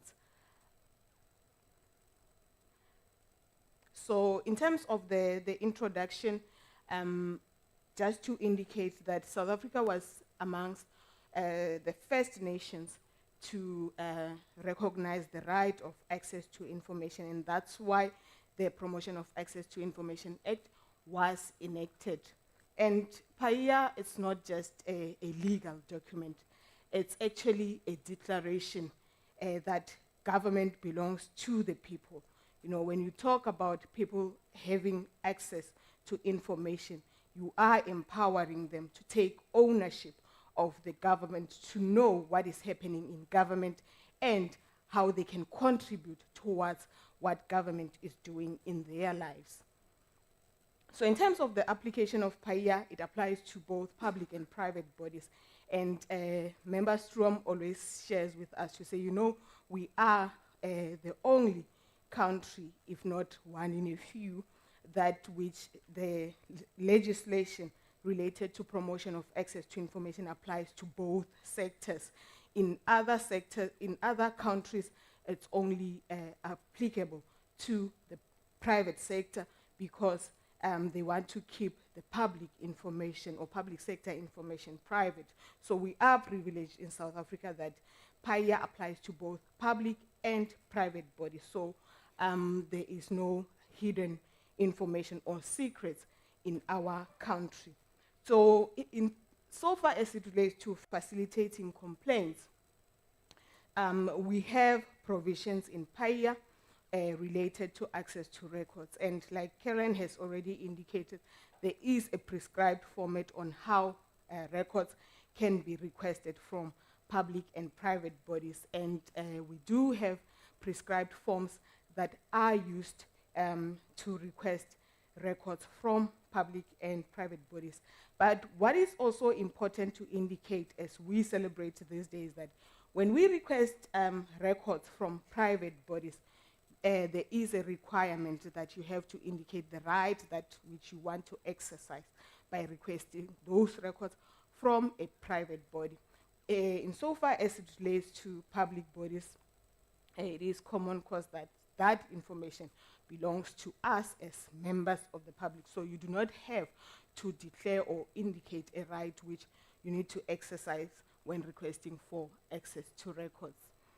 And then,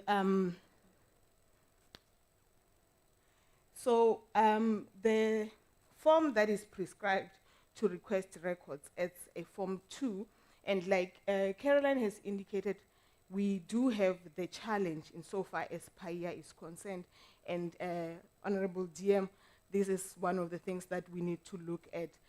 It's frustrating for members of the public when they come to us having used, old forms, and we are saying to them, no, but in terms of PAIA, you can only request records using Form 2. So how do we best amend the legislation to ensure that we cater for instances like that? When somebody comes to the regulator, they must come and get that relief which they seek, not to say to them, go back and start the process afresh because your form was incorrect from the initial stage.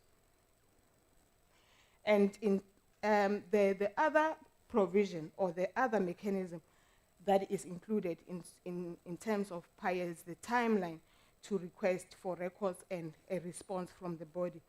PAIA says that you need to respond within 30 days, and for public bodies, there is an additional 60 days within which somebody must lodge an appeal. So when we talk about access to records, timelines, and the relevance of information, we also need to look at that to say, is the 30 days reasonable? The additional 60 days is not a delay to access as we talk about legislative reforms or amendments to the legislation. But currently, this is what the Act provides to say, you lodge a complaint and the information officer has a responsibility to respond within 30 days from the date of receipt of the request. And the grounds of refusal, PAIA prescribes grounds of refusal. Honorable DM touched on them, sections 35 to 44, wherein a body can raise any ground of refusal of access to records when requested. But it is also important to indicate that at times, or there are instances where requests should be processed and granted in the interest of the public, and that is provided for in section 46, and we also have decided cases on that matter. So the complaints mechanisms that we have introduced as the regulator to make sure that we make life easy for members of the public, and we make sure that we implement PAIA, because PAIA was enacted and we had to then come up with some of the processes to implement the legislation.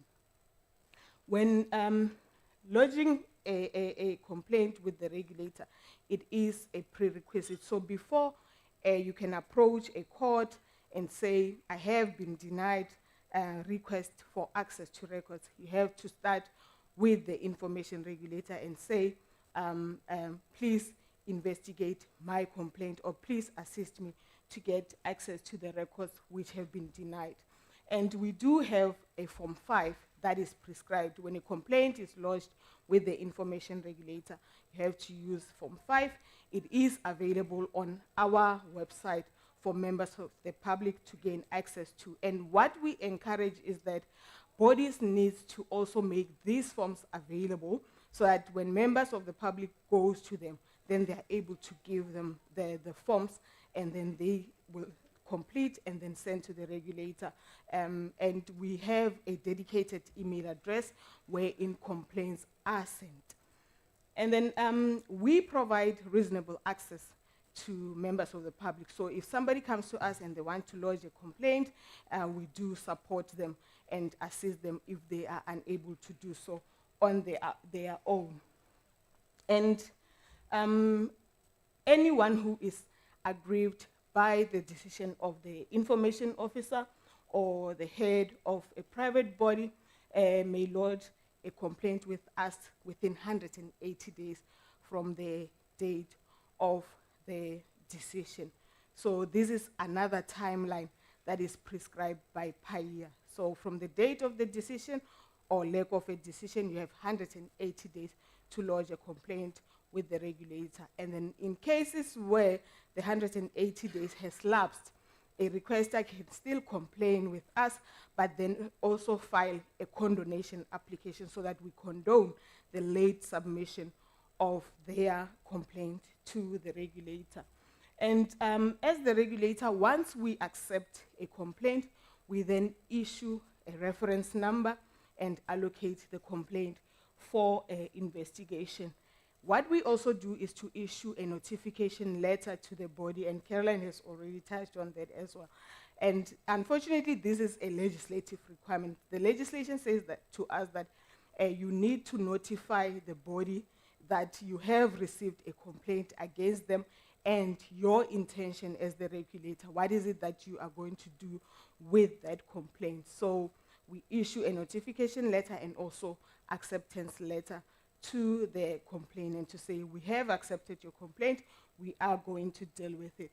And within 20 days from the date of our acceptance, we would then issue a pre-investigation report. And in the pre-investigation report, we would have assessed the complaint, look at whether it meets all the prerequisites prescribed by the Act, and then issue a report and say, we are now going to conduct a full investigation into the complaint, and then we'll come back to you with the final outcome.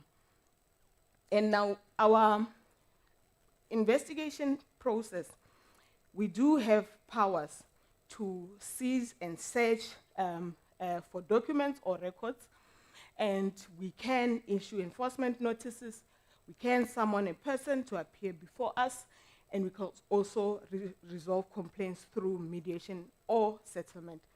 What we have noted or have observed throughout the years is that bodies only start responding when we issue summons, because failure to respond to summons is an offense and somebody can go to jail for that. At times you send notices and request for them to submit documents, they go quiet on you without acknowledgement or anything. But the minute we issue summons, that's where you will see them responding to the correspondence from the regulator. And what we also need to indicate is that, insofar as our powers are concerned, we haven't explored the searching and seizing of records since we started, because we only started with implementing PAIA in 2021. That's when all the processes were in place and we started putting it in motion. So we haven't explored that fact, and as we move beyond 25 years, we're hoping that we will be able to do some of these things. And now our timelines for completion of complaints. We have simple complaints that we complete within 3 months, and most of which are done through settlement. We do have settlement meetings with bodies, and they will issue the records, and then we issue a settlement certificate. The ones that we go deep into the full investigation process, they take 12 months. And after 12 months, we issue an investigation report, which will then go to the enforcement committee. The enforcement committee will consider and then make the final recommendation based on our investigation process and what we have put together. So the timeline to conclude our investigation is 12 months.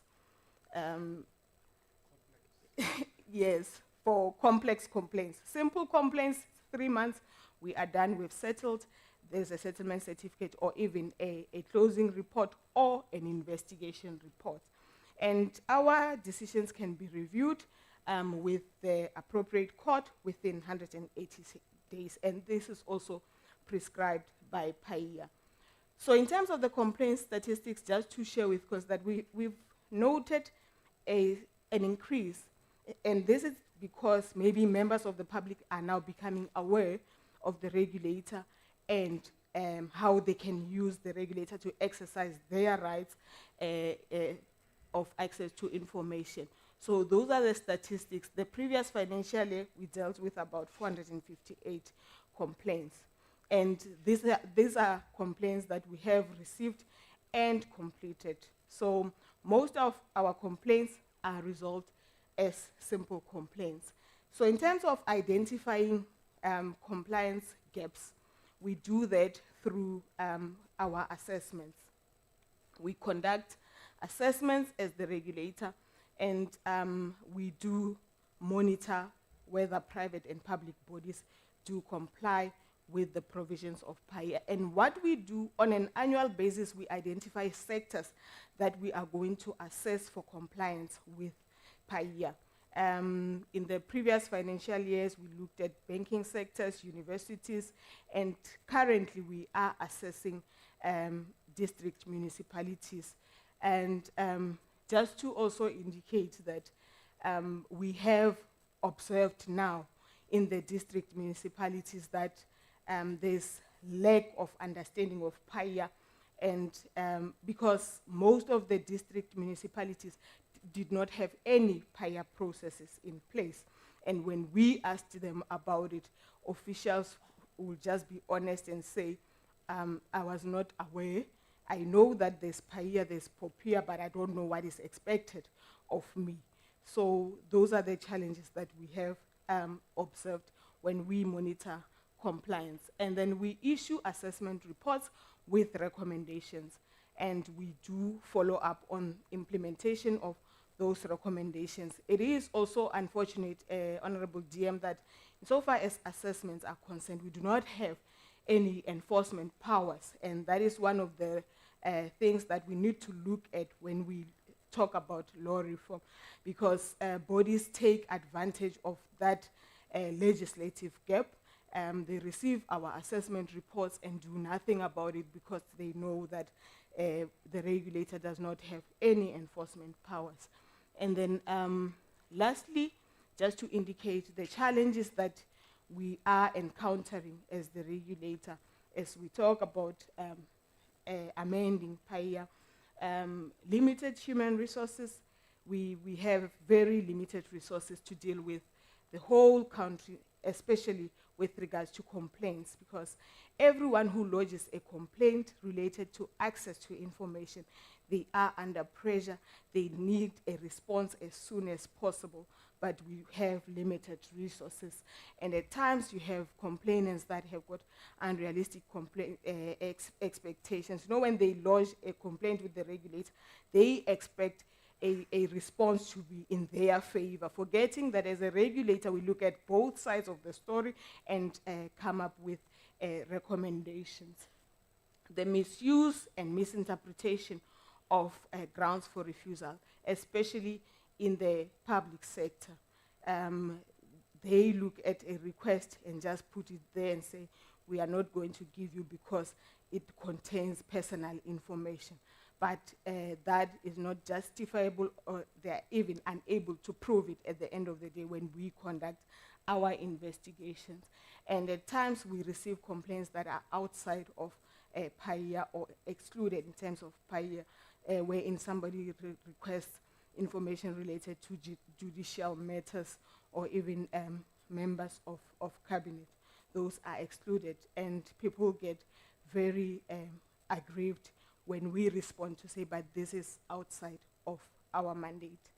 The issue of evolution, PAIA has not evolved with time, and I have indicated the specifics or examples to say we're still talking about using physical forms, and now companies are digitizing. We have private companies that have digitized the form, but when it comes to us, or when they print that form for us, it's completely different from the prescribed form. So that is a challenge. So when we talk about 25 years and reforming, we also need to look at that to say, how do we accommodate that, the current situation?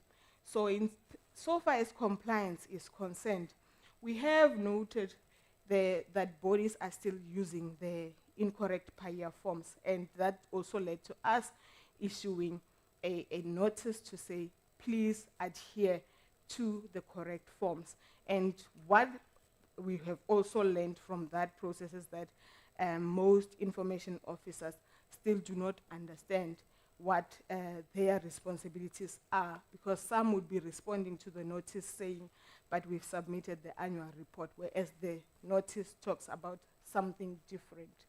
And the issue of keeping outdated information in our website and the manual is a challenge, because when members of the public want to get records, they use the manual, which contains outdated information, then it doesn't serve its purpose. And lack of cooperation from bodies. When we communicate, we do not get cooperation. Can give an example now. When we were assessing municipalities, Zululand, now because we are in KZ, and refused to cooperate, Honorable DM. Our officers went there to conduct an assessment, and they were told that no, we are not going to cooperate with your process. So that is another challenge that we are encountering. So with that said, thank you, Mr. Jim.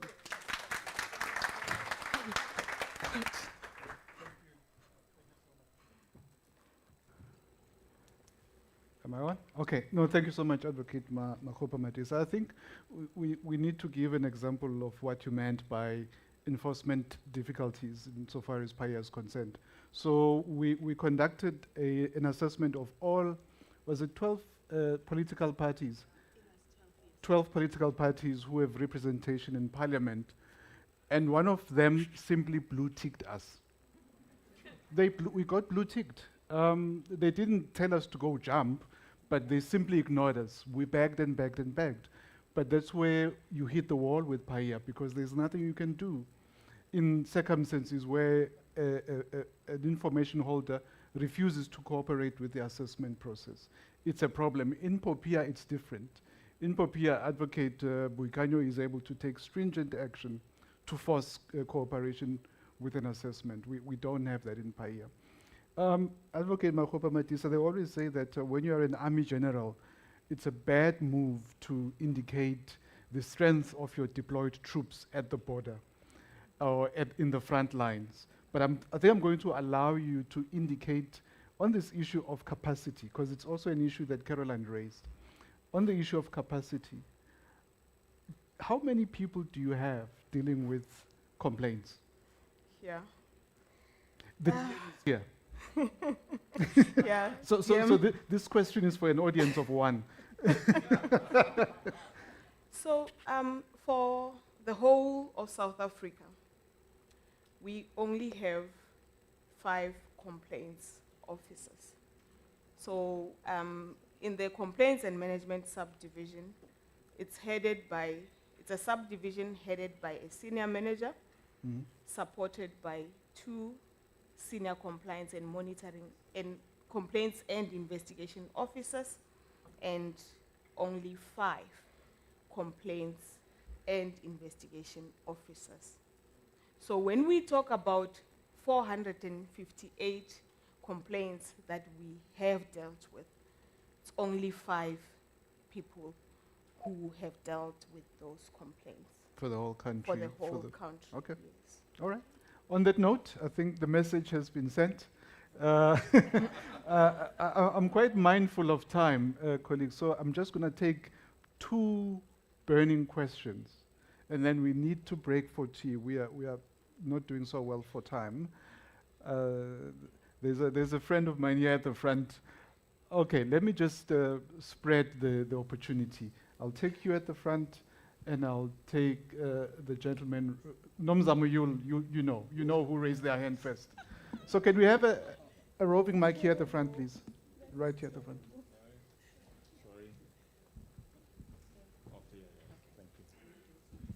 Thank you. Perfect, thanks. Okay, it's great. It is on. So I have a question, well, an observation and then a bit of a question. And the observation really is that I have great empathy for the regulator and other organizations that have capacity constraints, resource constraints, and also energy constraints, because it is a lot to deal with.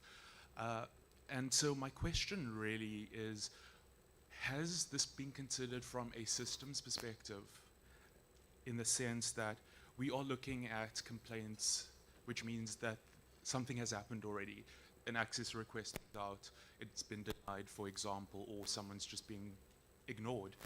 Has the regulator considered perhaps using the portal that currently exists to facilitate complaints, all complaints, not only complaints, but access requests as well, where they are registered via the regulator's portal, then the company or public body that it's attributed to could actually respond in that way, or acknowledge it through there. Timelines are managed more effectively. And then to put another fence at the top of the cliff, where a complaint hasn't been dealt with, or not a complaint, but rather an access request hasn't been dealt with, that it's flagged to the regulator. So it's sort of preemptive. my concern is just that we are looking at it from the end result that we're trying to aim. But what I'm thinking about is avoiding all of that and going back to the beginning and looking at how do we facilitate complaints in a better way. So is that something that the regulator has considered? Thank you. Let's go to this side of the room. Hi. Thank you so much for the opportunity to ask the questions. I actually have two questions. One for Ms. James and one for Advocate Matisa. I'll start with Advocate Matisa first. I'm a representative of a public body, and we facilitate PAIA requests and so forth. In terms of going digital, are you talking about turning PDF documents into an online form, or is there a difference between going digital, so digitizing, or digitalizing your processes? Because I feel that digitizing a document is something very simple, it's easy to do, but it also comes with some issues that we may face down the line, especially where records management principles are concerned, and specifically online signatures. And we're already having issues with,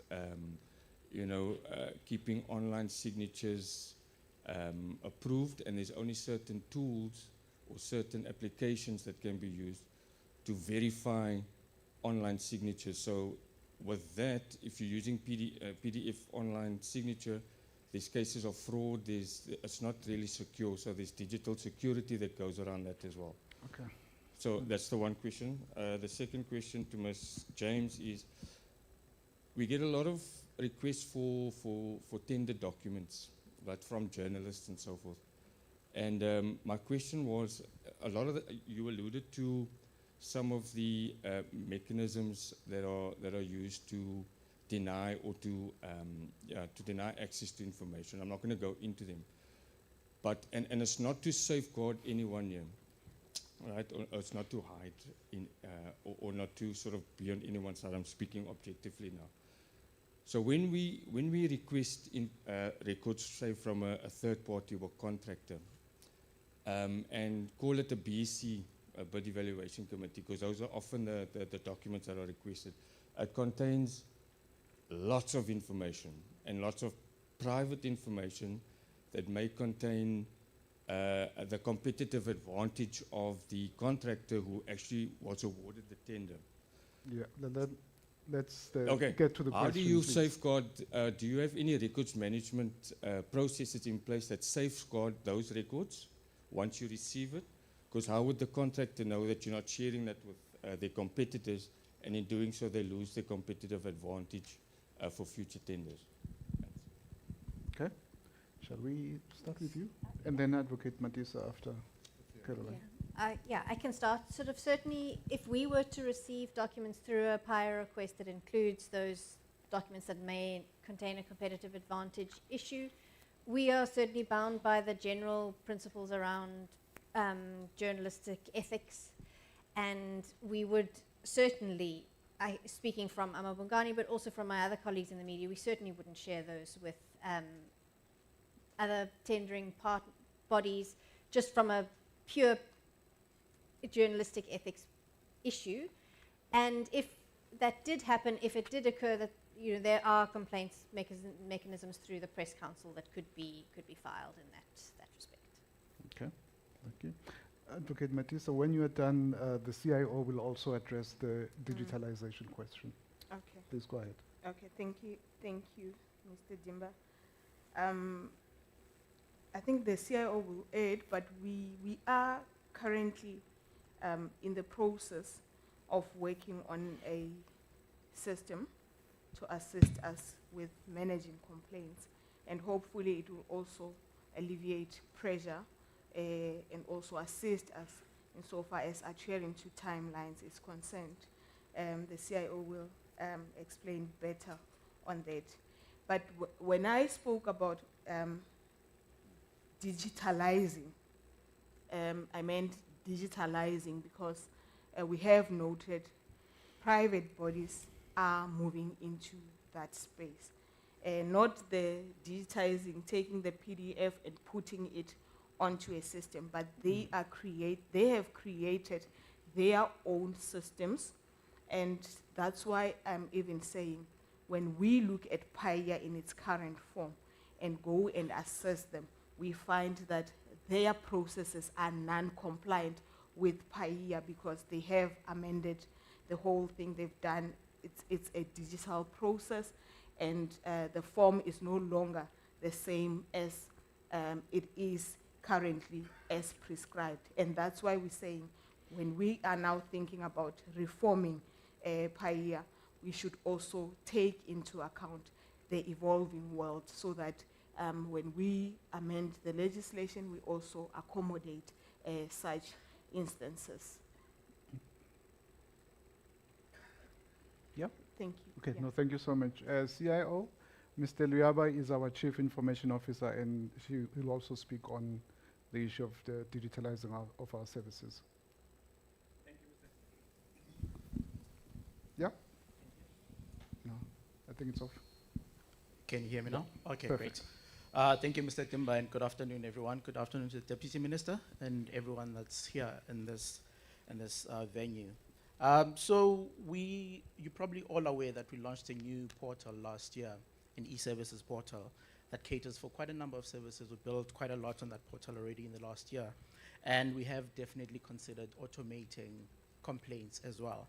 So currently we are in the process of rolling out a complaints management system, but just for PAIA for now. That should be available in the next week or two from the e-services portal. And for PAIA, we are in the process of building this, and it will be available. The plan is to have it accessible to the public by the end of our third quarter, which is the end of December. So from January, you should be able to lodge PAIA complaints from the e-services portal.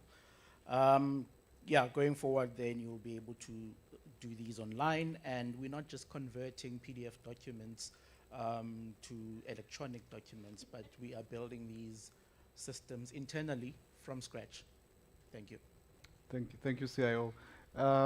Advocate Buikanyo, I was ready to have the House take a break, but I'm being put under pressure by my colleagues to take one question from somebody online, and Advocate Makopa Matisa wants to say something. I'll be at your direction. Okay, we'll take a question, Nomzam.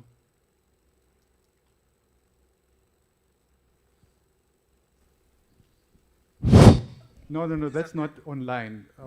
Can you please wait, sir, please? Thank you. Let's take a question that's coming from the people at the back. If they don't, I will move on.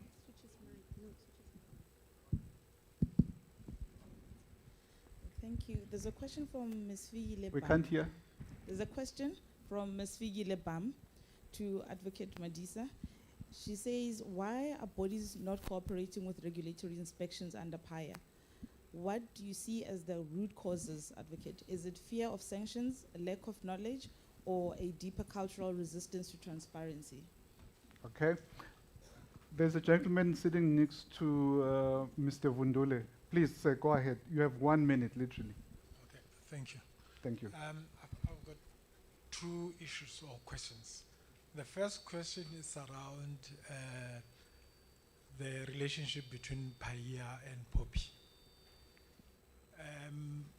The two run into each other in the sense that I think the lady in the middle was referenced, so was the Deputy Minister from time to time, saying, you know, when information is being requested, there's the issue of personal information being referenced to.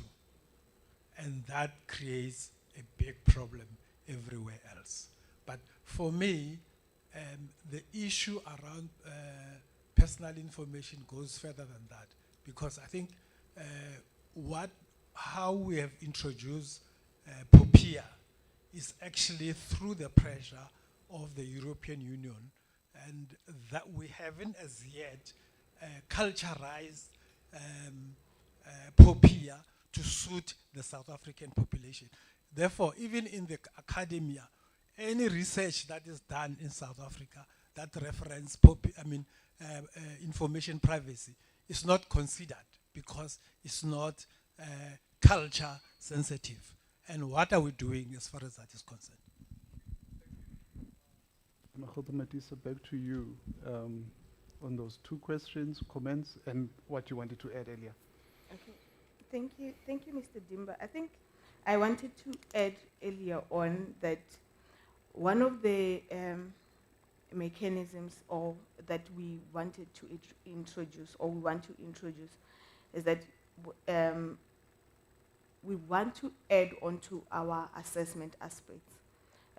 Like I indicated, we started with implementation of PAIA in 2021, and we are building onto our processes. So when we started with the assessments, we looked at the main requirements to say a body must have a manual, deputy information officer, section 15 notice, and others.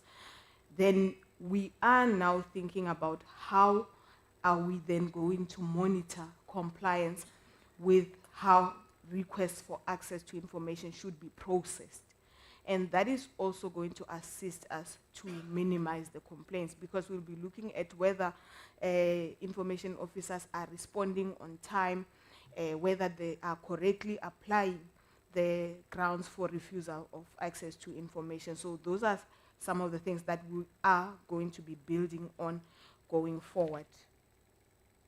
And insofar as the question raised online to say why bodies are not cooperating with the regulator.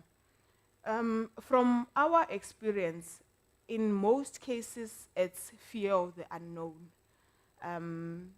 You know, when you know that your house is not in order and a regulator is saying to you, we are coming to you next month, you will come with every trick in the book not to comply with that request, especially because there is no penalty for that non-compliance. So what we have observed is that people are just fearful, not knowing what to expect and whether there will be any consequences thereafter. But in other instances, it's just resistance and lack of respect for regulatory authorities, because no matter how much you explain to them the process and how much you try to say to them, but this process is not punitive, we are actually coming to assist you to put PAIA processes in place, you still have bodies not cooperating to the request. An example is what I spoke about earlier on, to say, you know, we said to municipalities, we are coming, and then you have this municipality who, officers refuse to assist you even when you are in their premises. So that is one of the things that we have experienced. But in most cases, it's fear of the unknown. And what we observed in the private sector, they would say, no, don't come next month, rather come in December, and then they go and try and put processes in place so that when you come, they are ready for you. So that is our experience insofar as this is concerned. And on the relationship between PAIA and POPIA, I think, like the gentleman has correctly said, you cannot unmarry the two. They are interlinked, because if you look at PAIA, there are POPIA aspects of it. Some we also look at when we conduct our assessments, because it says that when you develop a manual, it must also have some POPIA aspects in it. And then when you look at our investigation process, it says after you complete an investigation, it must then go and take the route prescribed by Section 81 of POPIA going forward, so far as how the investigation report is or should be handled. So the two pieces of legislation are interlinked, and there is some cross-reference here and there. But then the issue of bodies raising personal information, that's why when we conduct our investigation, we summon the records to say, give us the record, let us have our own assessment of the record and decide whether this protection of personal information that you are raising is indeed applicable or whether it can be proved in your case. And we also advise PAIA makes provision for redaction of personal information when records are requested. So you can redact the personal information and release the remainder of the records which are not sensitive in nature. So yeah, that is it. Thank you so much. I'm afraid, ladies and gentlemen, we will have to bring this particular session to a close. We need to break for tea and then have a look in more detail at some of the proposals for strengthening of PAIA. But as we close, I would like to recall the statements made by Advocate Johnny DeLange a long time ago when he asked a question regarding PAIA, whether is this a shield or a spear? What is PAIA? Is it a shield or a spear?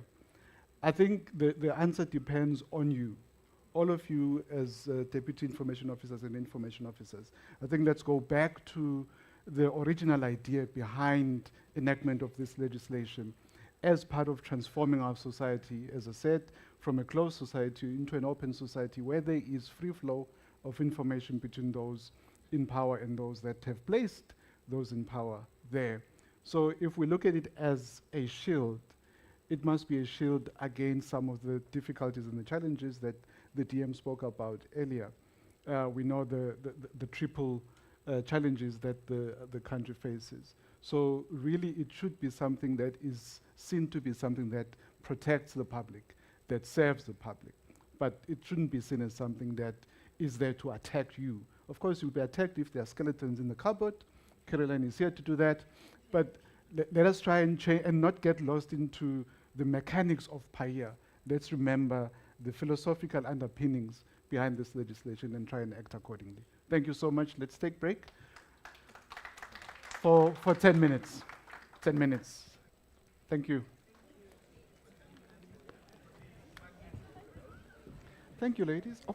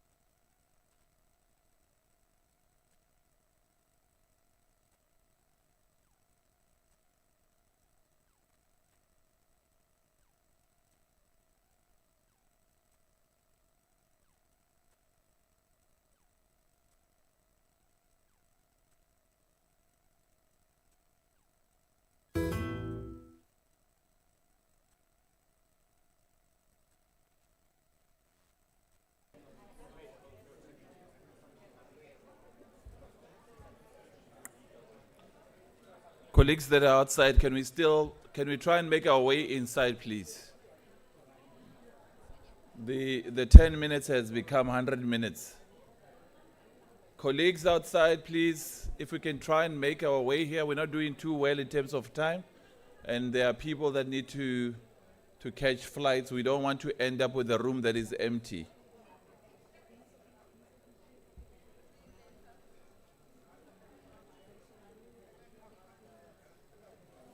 Advocate Madisa, please, the colleagues that are there, can we, if you have your coffee and whatever, please, you can make your way inside with your coffee.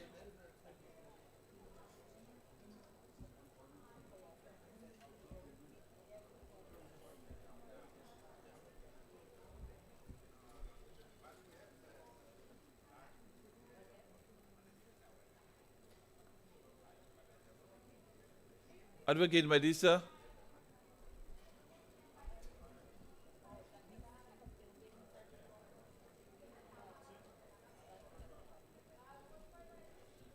Ms. Zondi, please tell the colleagues to make their way inside. Yeah, that's a good solution.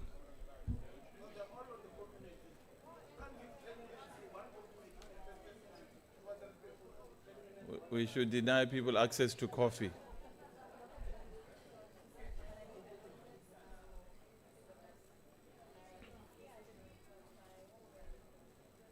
Colleagues that are at the coffee station, please, can we try and make our way inside? We're not doing too well in terms of the time. We need to manage the time.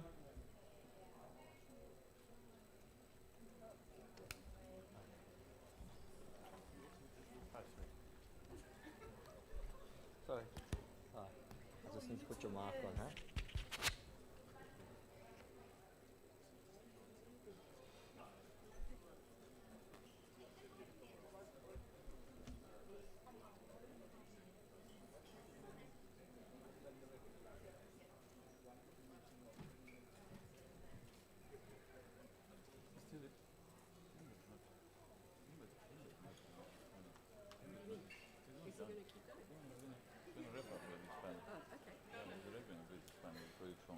And then I'm going to call you up. And then I'm going to call you up.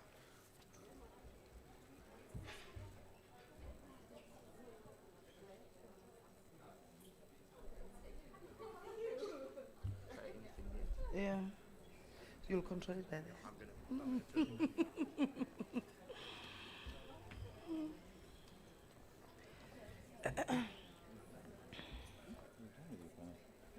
Oh, I thought you're not done. I'm telling. Oh, I'm actually telling you this. I'm telling her that you're not done. Okay.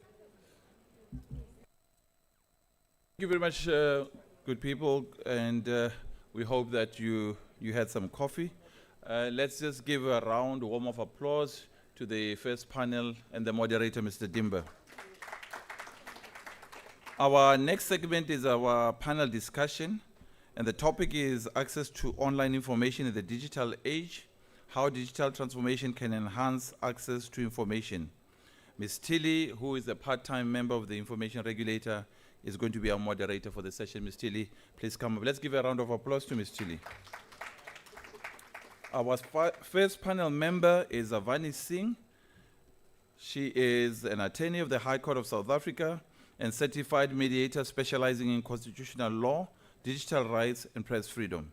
Her work focuses in particular on the intersection of law and technology through a human rights lens, bringing together her 15 years of experience in litigation, research, advocacy, policy development, and capacity building. Let's give a round of applause to Avani Singh. And our last panel member for this segment is Advocate Lebogang Stroom. Advocate Lebogang Stroom is a part-time member of the Information Regulator. That's a full-time, apologies, Advocate Stroom, a full-time member of the Information Regulator. I have now changed your title to part. She's a full-time member of the Information Regulator. Let's give Advocate Stroom a round of applause. Ms. Tilly, over to you. I am very pleased to be able to introduce our panelists in a little bit more detail. I think Avani and her work at Alt Advisory and Power Singh, I think you've been very engaged with access to information, and you've got some experience about how it works in practice, and obviously Advocate Strohm has been a full-time member of the regulator since the beginning. And you will both know, and if you don't know, I'm telling you, that there's been a lot of work that's happened in trying to get the systems in place, and we're very excited to have our online system potentially coming in by the end of the year. But as a regulator, we are running to keep up with developments. I think the first big advance in technology that we should remember is the development of the printing press. You'll recall the first Bible that was printed, the Gutenberg Bible, which caused a storm in religious thinking at the time and brought a schism to the church. So we have an early example of how developments in information can change things. And I think the second big one was probably the photocopier. And really this piece of legislation was really born in the era of the photocopier. So you would request a record and it would be photocopied for you if the request was agreed to. And then you'd have to go and pick up the lever arch file and look through it. And obviously things have come a long way since then. And we are now sitting with a photocopy engineered piece of legislation for the world of the interwebs, with and I think AI is obviously a whole new area, and the regulators having to engage with it from a data protection point of view, because I think the AI really challenges us to even know what decisions are being made and how they're being made, because we don't know. So that's a different problem. I think that what we'd like to do is maybe think a little bit about the proposals for modernization. And Avani, I'd like you to start with that. And I do want to just say that this is a process. We are going to be amending PAIA. We are going to be calling for submissions. There's going to be further opportunities to engage on this. But I think maybe if you want to kick us off and see what the priorities are. I've just got a couple of slides. Just going to ask at the back to put them up. So starting back several years ago, a civil society organization called Media Monitoring Africa, together with the Press Council of South Africa and the South African National Editors Forum, began this process about looking at what PAIA should look like ideally in the digital age. What should the priorities be? What would we want to be changed? And it's been quite an engaging process. It's been discussions with different civil society organizations, discussions with different sort of individuals in the sector. Thank you so much. Actually, I'm just going to stand to the side, if that's okay. So different individuals in the sector to try and understand some of the gaps and some of the challenges that we've been seeing. And just speaking to Alison's point, I mean, the image up on the screen, that was 5 megabyte hard drive being shipped in 1956. If you think about what that looks like now, to carry just 5 megabytes, it's in your pocket easily on a tiny flash disk. And chances are you don't even find a 5 megabyte hard drive any longer because it's just too small in terms of what we're looking at. So, and so as we approached it and as we started to think about what this reform of PAIA could potentially look like, essentially we divided it into 2 broad categories. The one was looking at questions around the structural reform of PAIA. So thinking about things like increased efficiencies, how we can plug some of the gaps that for those of us in practice who have dealt with complaints or trying to deal with issues around it could improve the systems. And the second was quite specifically the modernization of PAIA for the digital age. If we think about it, both POPI and PAIA preceded the first smartwatch being on the market. They were just not prepared for this kind of the volumes of data that we're seeing, understandably so, because it was almost inconceivable. In some ways, I think it is still inconceivable if we think about how much we're processing on a daily basis.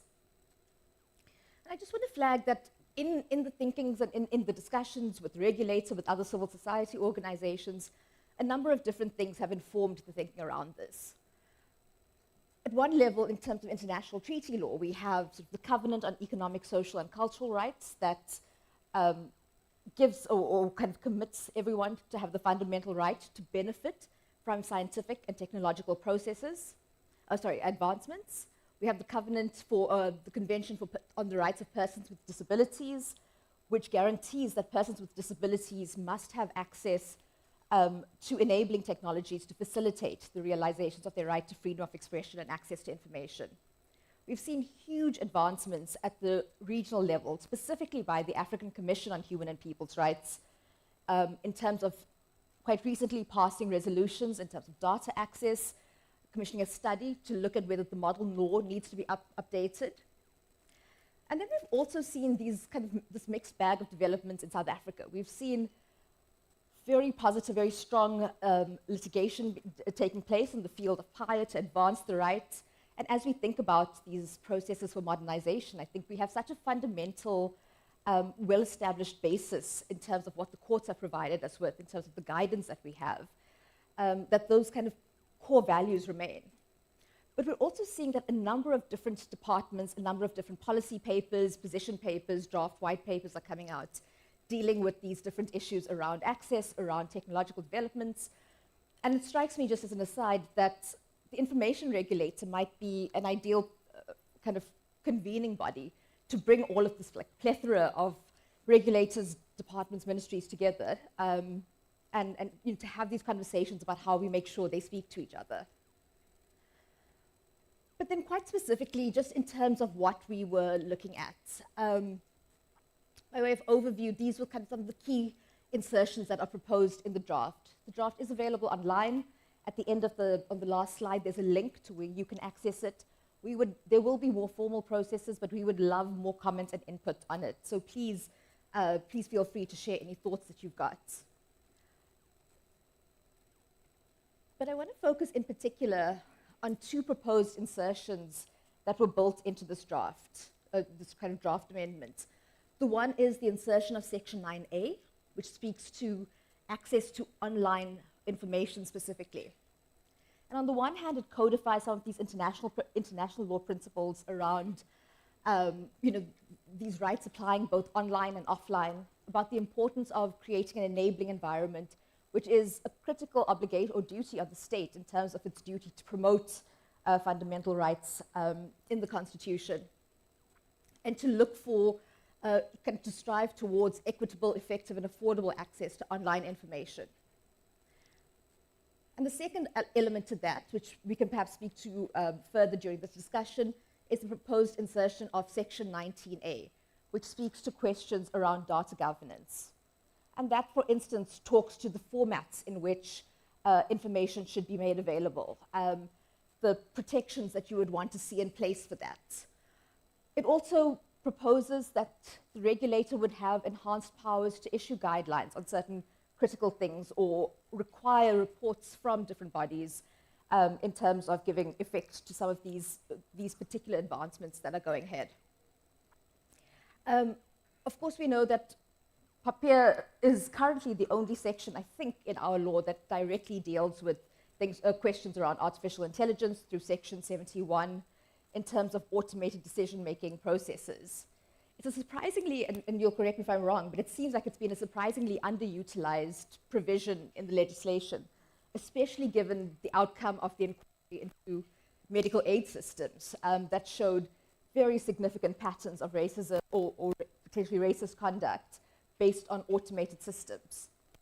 But that duty of explainability that underlines Section 71 of PAIA is quite a fundamental theme that runs through all of these proposed amendments.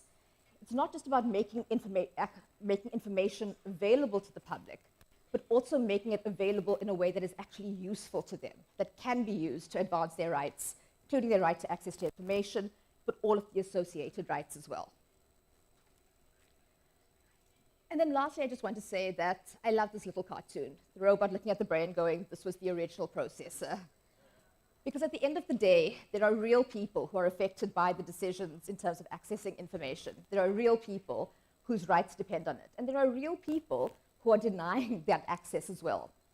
And so kind of hiding behind, the technology is complicated, the system, of course it is. But there is sort of this very human face. And I think, speaking to some of the comments that were made earlier, both privacy and access to information are rights that I think we need to really think about how we make it feel more tangible and more real to people in order for there to be kind of a growing mass in demanding that access and that accountability, especially as we move to local government elections next year, where accountability becomes more important than ever.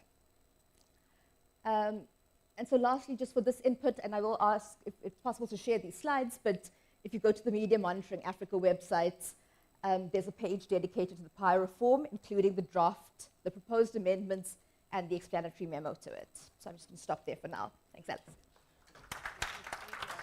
Thank you. Thank you so much. I have to say, I thought the automated processing clause was rather prescient of us. So one time we were actually ahead of the curve, which is awesome.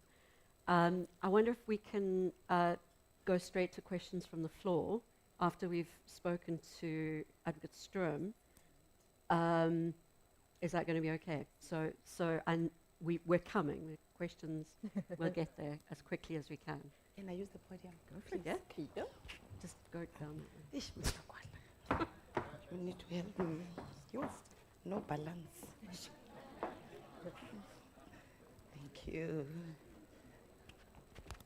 I was holding on. No, I don't have a presentation. This one is off. Is it off? Okay. It is my singular honor and privilege to be graced by the DM Deputy Minister and the Chairperson of the South African Human Rights Commission. Ladies and gentlemen, colleagues, good afternoon. My name is Lebachang Sturm. I'm one of the commissioners, full-time commissioners of the Information Regulator.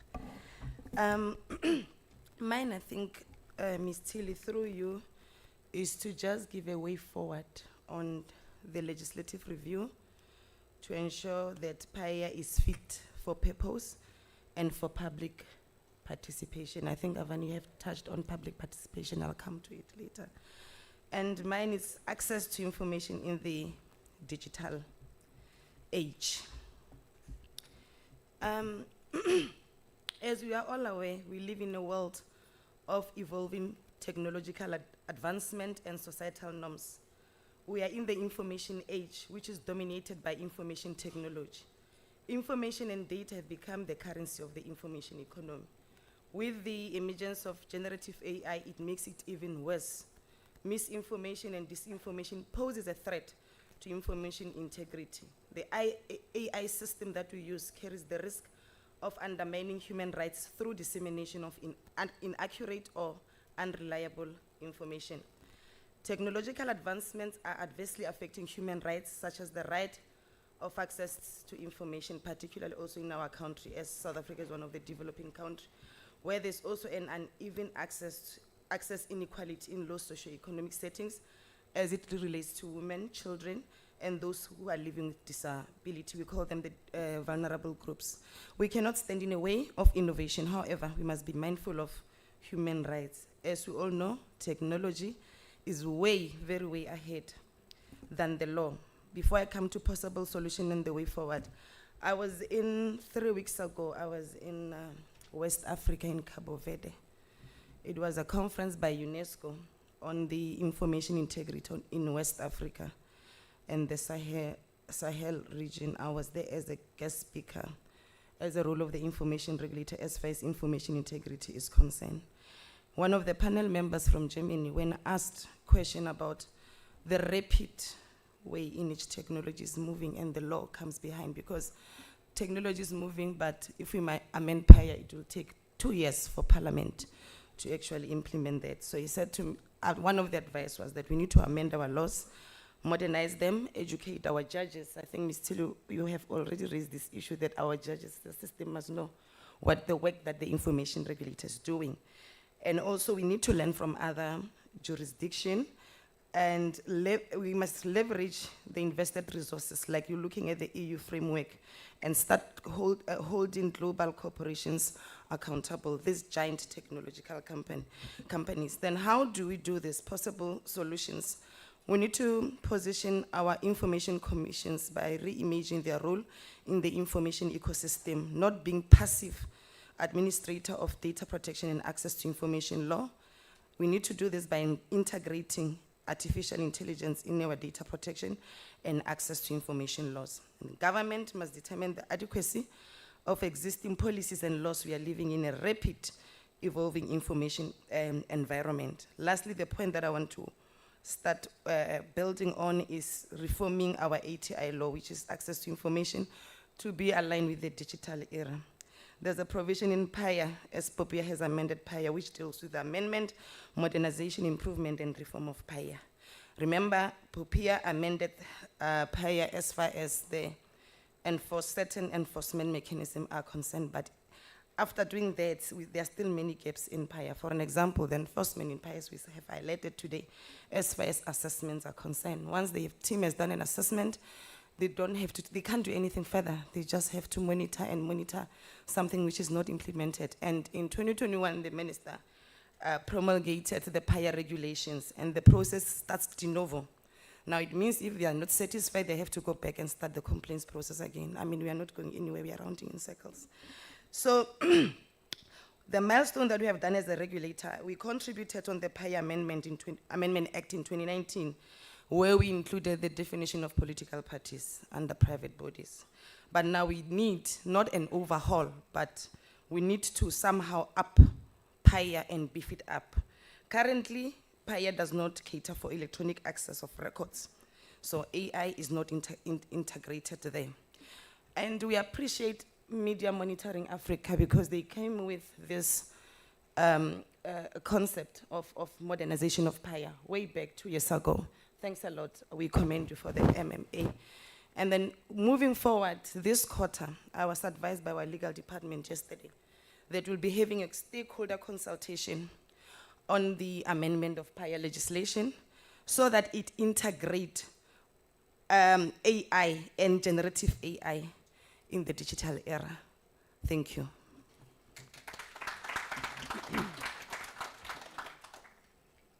Thank you, Advocate Strand. It's always great to be able to announce initiatives where we can engage on these issues which plague us. I have to say, to just echo the previous panel, I really honestly did not expect, and maybe this was naive, I didn't expect bodies to simply ignore the orders of the regulator. For some reason I thought that we would do better, but I guess we live and learn, and that's certainly one of the things that we will need to address going forward. I'm looking for hands for a first round of questions. If I can number people, would you mind being number one, sir? And would you mind being number two? And could I take a number three from this side? Okay, that side of the room. Okay, you'll be number three, sir. All right, so please, if we can move the mic. I'll do another round. Okay, thanks. My name is Jeffrey. I am from the Department of Economic Development, Environment and Tourism in Limpopo, in Polokwane. I came here with my DIO and a colleague. We are all dealing with PAIA and POPI. Fantastic. So we are at the office of the DIO here. I'm grateful that this session gives answers to the first session. Oh. Because the first session was talking about refusal intentionally, or automatic refusal, if we put it very clearly, which I felt they did not give us enough time to talk about that, and they'd put a lot of things that are very wrong. Because number one, the information regulator does not deal with the PAIA request. government departments and private sector is dealing with the PAIA request. They are the ones who knows what they are coming across. I come across a situation where in my department I deal with hunting. I deal with permits. And a hunter comes from Australia and has an agency in South Africa and enters at an agency and hunts somewhere in Lephalale. And after hunting, they export the skin to make whatever animal they're going to make fake in whatever country because they don't have those animals. Now, once that is done, there comes an organization that wants to do a PAIA request on that information. And that information contains 3,000 hunters that are in 300 different international countries. And I'm supposed to grant that PAIA. And that PAIA, the rule Poppy says, consult the third party. I'm going to consult 3,000 third parties that are abroad. It's a fact. That's what I'm dealing with every single day. I'm supposed to consult 3,000 people that are abroad that came to hunt. He wants a hunting quotas from January to December. I'm supposed to consolidate all that information, go to Australia, go to Hungary, go wherever I go, and consult all those people. Number one, how possible is that for me to grant that PAIA request? That is number one. Number two, even if those consents had to come back and say give, I still need, some don't respond, I still need to remove personal information, people's personal names and IDs and addresses before I grant. And when I remove on 3,000 documents that have got triplicates, 9,000, 90,000 of papers. Now I want PAIA to tell me, Poppy to tell me, Information Regulator to tell me, what do I respond to that client? Because once I say I cannot give, because that's why you are saying we are going to say personal information. Yes, it's people's personal information. I can't give because I also can't go to 3,000 people in 3,000 different countries requesting for 9,000 documents that will come after a year, and I have to sit as one individual and start removing the information. I think we have. I think I'm glad if you can answer that one for me, because now they are saying they are amending, reforming the law, changing to bring AI, and I don't know if AI, artificial intelligence, is a machine, some kind of a machine that can come and start searching for the actual information when a person has requested. Remember in 2000, when these laws came into effect, PAIA, the problem is it just came and they threw it in. They did not create a section in a government office where they say, this is an office for PAIA with a government structure of people to be employed there to do 1, 2, 3. They put it either at legal side or at records or whatever. An addition to what stuff that is there. I think I wanted to know, second question, AI. When you are saying you are reforming, changing the law, bringing AI, how is it going to, how is AI going to assist me to search for a request? Because that AI, that when it comes, I must first search that information and feed the machine. Scan the information into the machine. Because now she's saying, check the Electronic Transaction Communication Act. Last one. Just 1 minute. The Electronic Transaction Communication Act. It's talking about the information you are talking about, that you are saying it's somewhere on the cloud and you don't know how we do it. Thanks. So a quick response, I think the first thing is you have to look at redacting information. And I think the second response is AI will definitely help you, but you actually just need an Excel spreadsheet. So that's where I would start. But that being said, let's go on to, I think it was number 2. Thank you. Thank you. Okay, I'm Dr. Sydney Nechakuma from the University of Zululand. I have 2 questions concerning access to information. First one is a decolonization of knowledge. We know that there is an increase in terms of technology in Africa, especially from China and USA. And the question is, because most of this data coding, or information technology, they're coming from the Europe, and sometimes we have a challenge of embracing it and finding that it will compromise human rights, privacy of information. Finding that information, like Microsoft, you find that the information which you capture, they know everything what is happening on that information, which compromise privacy. Second one is it's a fact South Africa is one of the developing country. Most of the area is a developing area, like the area where I'm coming from, in Venda, and also the area where I'm working at University of Zululand. How do you infuse indigenous knowledge systems into the promotion of access? Now, the way maybe you discuss this privacy seems like it is only for privilege and not considering the rural nature or the people in rural area on how to be accessing that information. Thank you.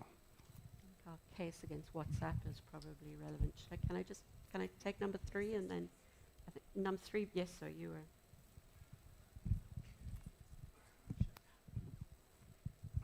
Good afternoon, everyone. My name is Carl Ace from Cyberspace Protection. We are a company that focuses on cybersecurity. The problem that we have almost on a daily basis is when our clients report to us about social crimes, not only economic crimes, that take place as a result of communication on social media, and a number of other online public platforms. So we see the lack of capacity in SAPS, the lack of capacity in the Departments of Justice and all the other state organizations that can assist in these type of crimes.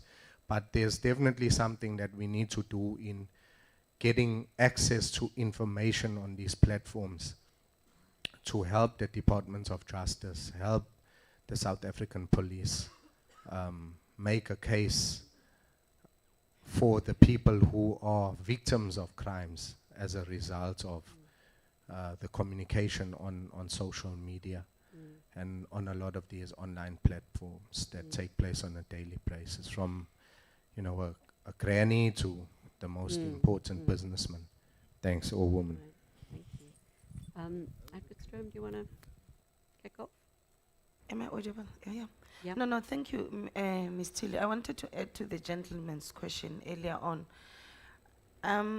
I think that's why we need these consultations, so that practically we look at the system and things. The challenge that we have, that is why we want a stakeholder engagement, so that we can practically tell us your work and we see how PAIA can impact in your work. Again, the problem, CIO from our office, we can't hold this data major companies, technological companies liable, because they develop the system on their own, we do the law on the side. We are not working together. Then you find that technology has run away, the law is left behind. So how do we comply? So I think the engagement, but we cannot move away from amending PAIA and including AI. We have to, it's the digital era.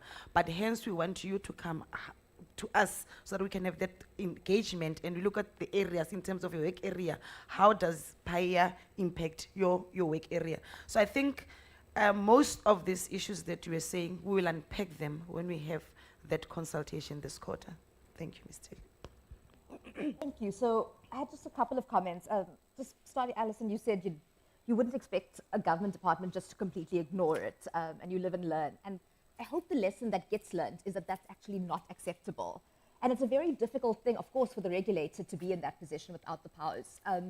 But escalating it, I think, through whoever will listen, I mean, it is absolutely appalling to me that you would be on the premises, and the disrespect, but also the lack of legislative authority that comes with it is not something that should be, and I'm sure you're not, it's really appalling. Jeffrey, speaking to your point, I think, just in terms of talking about solutions, Alison made the point that, if you're redacting, you don't even need to start looking at the exceptions, that's sufficient. But it strikes me just from some of these questions that there are, it might be that as part of that consultation, or maybe something broader, is perhaps to do something like a survey amongst, municipalities for some of the common problems that, nice. practical on the ground problems that are seeing, and then preparing a guide around that. Because I'm sure a lot of people are experiencing the challenge that you're having, whereas the law does actually permit for ways, to deal with that more efficiently. Just speaking to the point about privacy, I think Poppy in some ways has become kind of this bludgeoning tool to access to information. We can't give you the information, Poppy says no. And then it's, it depends, the requester has to then motivate for it. And, on the one hand, people kind of want to push back against access to information in different ways. On the other, the law is so carefully crafted to make sure that it's not meant to impede the right of access. And so I think, just building on that awareness as well. I just wanted to flag, and you mentioned the Electronic Communications Transaction Act, the Electronic Communications Act as well. Two pieces of legislation, 2002 and 2005 respectively, so also very out of date for the purpose that that's supposed to be serving. We've got the law reform or the sort of review of the Regulation of Interception of Communications Act going on following the Constitutional Court decision. There was recently a really big development in the amendment to the Statistics Amendment Act, which is not something we would think about ordinarily, but that had a huge implication in vesting the Statistician General as the overall authority holder of state-created information, state-created records, which is a huge mandate for the Statistician General, who up until reading that amendment, I could not point out in a lineup. And so I think, because of these different processes, I think there are sometimes missed opportunities to leverage off the infrastructure or the processes that other departments are putting in place. And then I just wanted to speak to kind of the point that you were making about, the transnational companies, the US companies. That is a massive challenge that I think is being dealt with on a number of fronts across a number of different jurisdictions. It is nuts to me that the large companies can treat the private information of a child in South Africa as being less important or less valuable than a child in the US or the EU. That is simply untenable and undermines the very basis of human rights. And there are a number of different ways in which I think in different countries, people have tried to tack on that responsibility for the social media companies.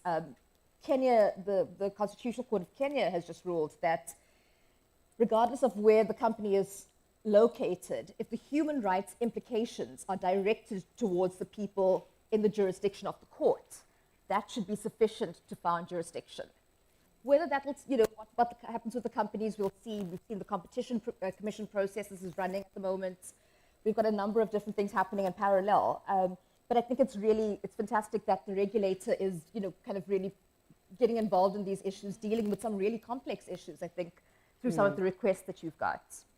And then the last thing I just wanted to say is, kind of speaking to some of the points that Caroline was raising earlier, part of it is not just how we respond to it, but also that record keeping process. So once you receive the information, once you create the information, if it is recorded and preserved in a way that you can, easily, readily access it, redacting it becomes that much easier. Finding it, sharing it just becomes that much easier. That does take a lot of resources, but the hope is that if you can kind of leverage off different departments, the hope is that in the longer term, that will save huge resources in several years to come. Yeah, and I think smartphones and their ability to scan documents and being able to OCR. then feed them into ChatGPT, I mean, it's awesome. It really is amazing what we can do now. I have one question then that I'm going to... so you did actually have your hand up. So if I can take you as number 2, I'm hoping there's nothing online. I'm probably wrong. No. Oh, we're good. Okay, then can I... Oh, I'm sorry, Jessica, you're right in front. Okay, so how did I have 1, 2, 3, 4? Oh my goodness, I'm so sorry. No, I can't possibly do 5. Swear to God, they will really... I won't get any lunch if I may have to... I may be shoveled off to 5 minutes. One more. Okay, one more. Okay. All right, you guys will have to sort out amongst yourselves who's number 5. You can have it. Yeah, sorry, go for it. Thank you, ma'am. My name is Thomas Mketelwa. I'm the Principal Executive Officer of KZN Municipal Pension Fund and an Information Officer of the fund. I think I appreciate just this opportunity that you guys came down with this summit, because at least we know where you're coming from and where you're going, where you are going, especially the DM outline for us some of the rationale. Sometimes we are required to comply, but you don't even understand why you must comply. I think I want to applaud that part. The second part, I think the premise of most of these compliance issues have an angle of legalistic view. You can even see the people only appointed in this commission are mostly advocates and whoever. And then you imagine, how do we understand what they write? We have to interpret what we have been sent. Please come down and tone down what we're supposed to comply with. Just please do that for us so that it becomes easy. And the last component I just want to add is that, for instance, we're running retirement funds. We've got multiple of compliance that we have to do. We ended up having to employ lawyers to interpret for what we're supposed to be doing, besides the monies that we have to be responsible for. And please do awareness, because it should not be about people complaining that we must give information. Assist us to have the voluntary disclosures. Say, if you've got these bare minimum disclosures in your website as a fund, or in your website as a municipality, at least there will be little more information that is required. Just assist us to set this. I know the Form 2, the new form, we said were non-compliance. Sorry about that, but we didn't know that even the form is compliance. Thank you. Thank you so much. Thank you for being so gracious about Form 2. Yeah, we're really sorry about Form 2. That caused so much trouble. Please go ahead. All right, we've got another question at the back. Thank you. Good afternoon once again. I think I just want to speak to the issue of legislative amendment.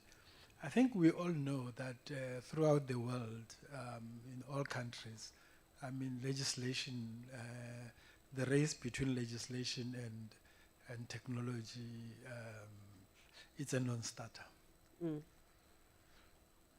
But what I suggest we do in going forward in order to deal with this is that when we put, and especially now that we're talking about the amendment of the PAIA, we need to probably bring in some academia, especially from the technology side, to look at what are the technologies in the next 10, 15 years, so that our legislation is forward-looking, so that we are not found wanting. The second part that I want to deal with, it's the issue of, I'm sorry, sir. Do you mind if I ask you to just keep it to one question? Okay, this is going to be quick. Okay. We need to be, I think it does appear as if these laws and regulations are for specific people or specific classes of people. They do not, and I think it has been alluded to by a number of our colleagues here, that how do we make this thing practical to a rural area people? How is it possible for somebody from the township like me, to understand these laws? How do they work for me? How do they relate to me? So how does PAIA relate to me? So if I can say, our Dekopano program has a video of a play on access to information and privacy, and we have a lot of material. So we're trying, but I hear you that we're not quite getting there. But Ma'am, I'm sorry, that video is not going to work for people who do not have access to video. Yeah. I mean, we need to be relevant. I mean, what type of society are we dealing with in this country? Yeah, data is an access is a problem. Good afternoon, panel. I'm Pavashni Deva, and I'm from a private entity called Flight Center Travel Group. And I just wanted to know, with the IR dealing with a lot of personal information, I want to know what data retention policies are currently in place, or how do you guys manage data retention? Because I know it's 7 years in terms of the law, but we obviously have in our policy 1 year for emails if an employee has left. So I just want to know how the IR is dealing with that and the amount of information you guys have. And then can we have this question here? There we go. Given the increasing role of AI and automated systems in governments and business, how should PAIA reforms address access to algorithmic or AI-generated records so that people can meaningfully exercise their right of access in the digital age? Okay, so AI-generated records is the question, and then I'm so much steady. Morning. Hello. I'll keep this short. I have a question about a company having to, or company or anybody for that matter, having to have an in-house information officer. Isn't it perhaps a consideration to allow companies to outsource that role or that function, much as one might outsource accounting or your auditors or lawyer for that matter, might help things along? Do you want to go? To come into a point of retention policies inside. I just want to reiterate what the gentleman at the back was saying, which is very important. POPIA, not even PAIA, it's a complex piece of legislation. I myself, it's my 9th year being a commissioner, but there are still things that we are grappling with as members. So I understand when you say we need to tone it down to come to a level where now we come with digital literacy now, vulnerable groups that I've referred to before. Most of our communities are in rural areas, women, children, people who don't have even basic education. So how do you drill down POPIA and PAIA to the level of their understanding? So the point that the two gentlemen have made, I've taken them, but most of the issue, the recommendations that we should have IT people, tech people to come to the consultation, we agree on that. We'll have a consultation. We can't publish this PAIA amendments on our own as the regulator. We're not experts in IT, even though we've got a CIO. So we need, that's why we're saying we need everybody to come on board so that when we say we included AI or generative AI in the law, this is what it means for a lay person or a person in the rural areas. Thank you. Just 2 quick points. I just want to say that lawyers are people too, even if we draft laws badly sometimes. But the problem is, and I completely agree with you, the laws are drafted in a way that it makes no sense to the general public, and sometimes it doesn't make sense to the lawyers either. And that's not a helpful, so obviously there needs to be that kind of balance and the education part of it, but I do think it's a really big point about laws in general, not just, these two in particular. And I think you make a really good point, because it is, POPIA and PAIA get treated as these compliance processes, but underpinning them, they're both kind of born out of the Constitution. These are fundamental rights. I mean, PAIA specifically is constitutional legislation because the Constitution required legislation to be enacted. And so, when we think about what we need to do to give effect to that, that really should be the starting point. But people are just grappling to be like, well, let's just get it off my table, understandably. Yeah. Then the second thing, just, speaking about the regulatory lag, that's always, it's such a huge challenge with technology. And I think, as much as reforming PAIA, amending the legislation is one step, I think also looking at things like giving guidance notes, guidelines has a role to play as well. But I think part of that also speaks to your point about what does that actually look like.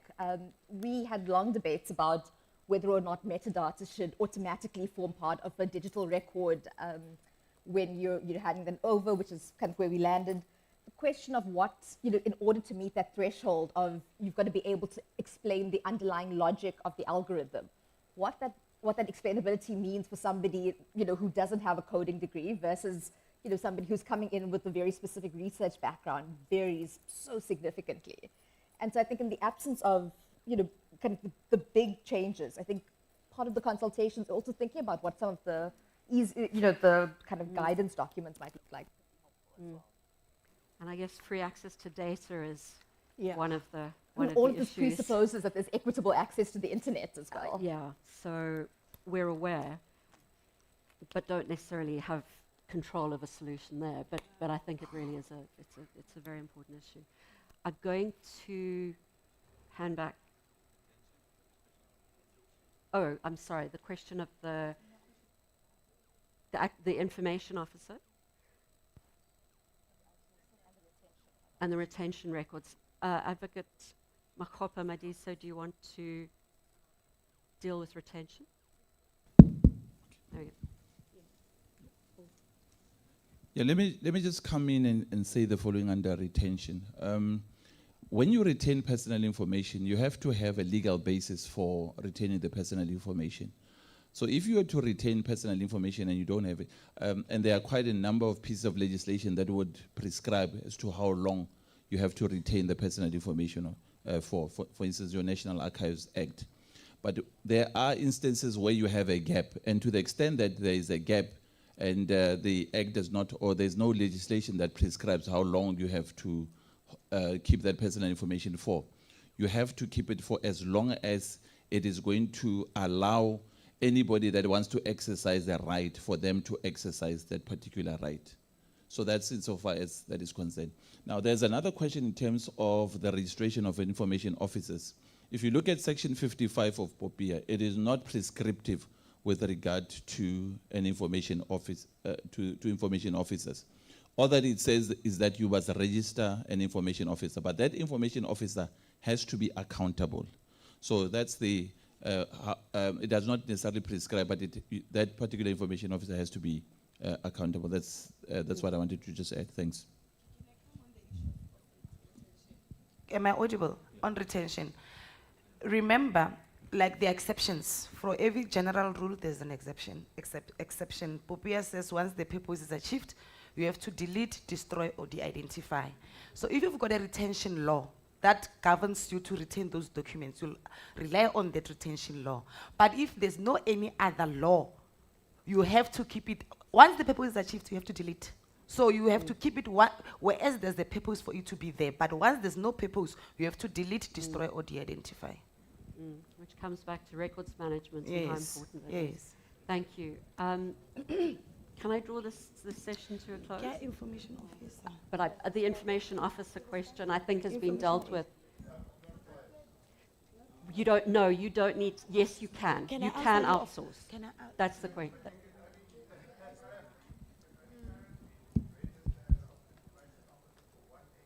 Yes. Yes. There's a guidance note. It's in the guidance note. Can I quickly respond to you? We dealt with that question when we develop guidance note on appointment of DOJ information officer. The answers is there, but I can still have the discussions with you after this session. Thank you. Thank you very much, Ms. Tilly. And the panel, ladies and gentlemen, let's give them a round of applause. I'm tired. Well done, Ms. Tilly. Next up, we have Mr. Dimba. Mr. Dimba will be addressing us on the relaunching of the National Information Officers Forum to coordinate and improve promotion of access to information, implementation, and compliance. Mr. Dimba, over to you.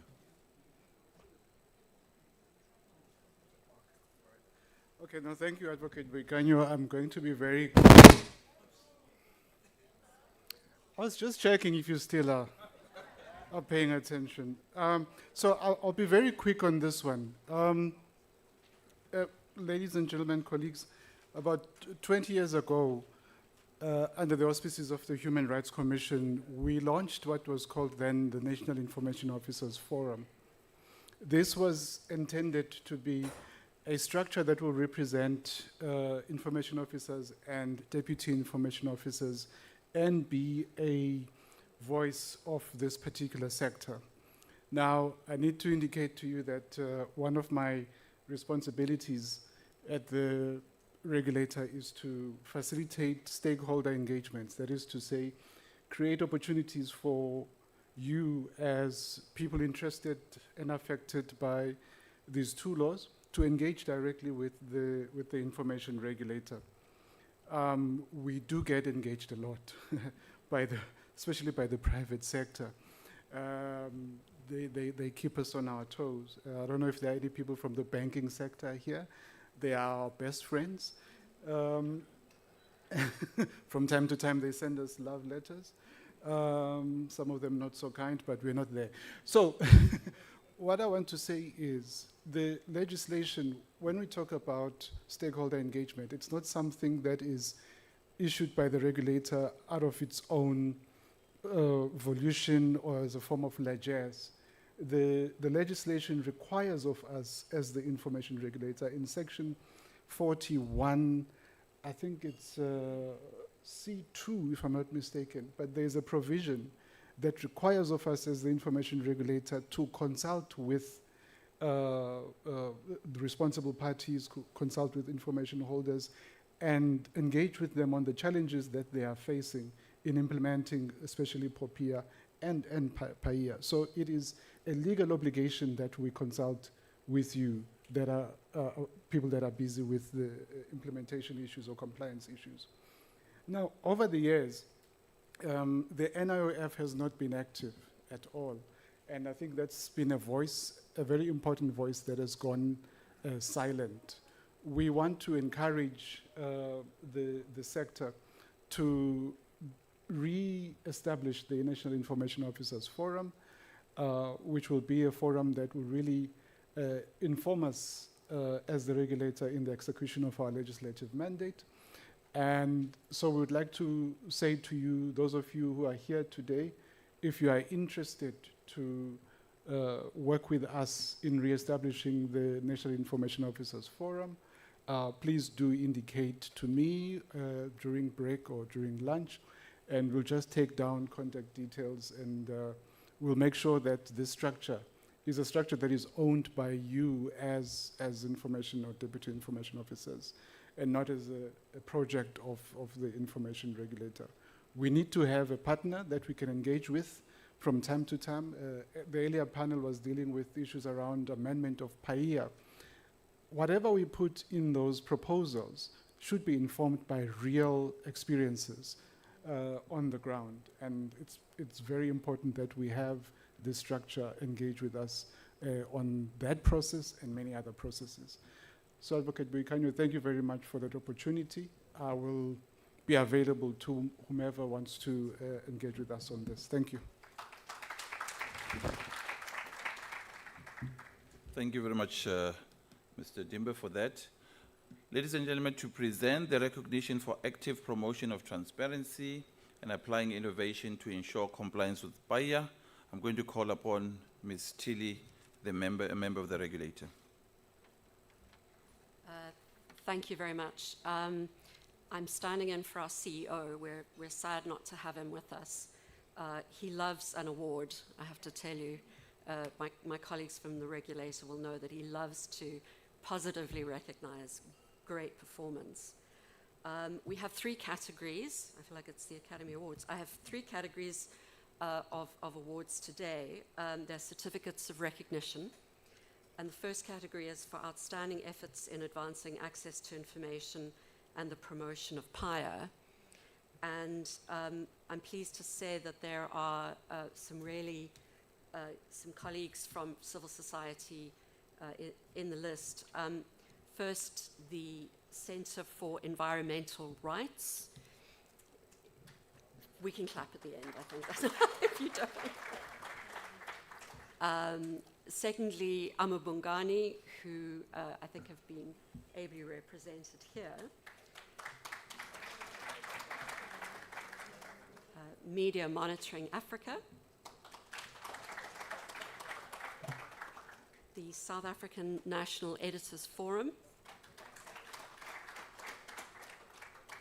Alt Advisory, and Open Secrets. Then in the second category, we have the most improved private bodies on compliance with PAIA. And these are bodies who were assessed in 2021 and then through to 2024-25. And they've implemented the improvements that we've asked them to do.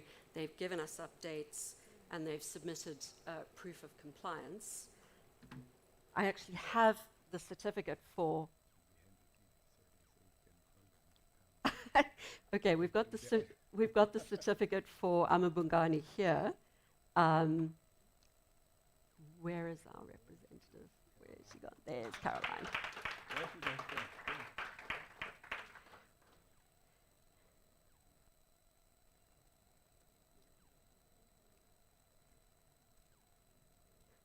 Amabungani are a frequent flyer with the regulator. They get access to the business class lounge. No, we don't have one of those. I was kidding. Secondly, the most improved private bodies and compliance with PAIA. First, ShopRite Holdings Limited. We have second, Adams and Adams. And thirdly, Bowman Gilfillan. Most improved public bodies on compliance with PAIA. And we have first up the City of Cape Town. And then my favorite of them all, Cape Winelands District Municipality. Give it up for the Winelands. Beverages to follow. Land Agricultural and Development Bank, number 3. And then last but not least, the Gauteng Department of Economic Development.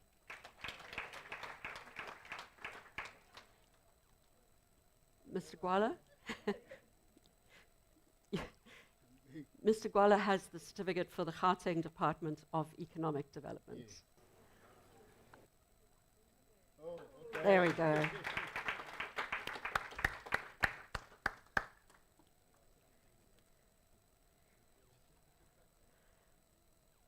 And we're really looking forward to the Information Officers Forum.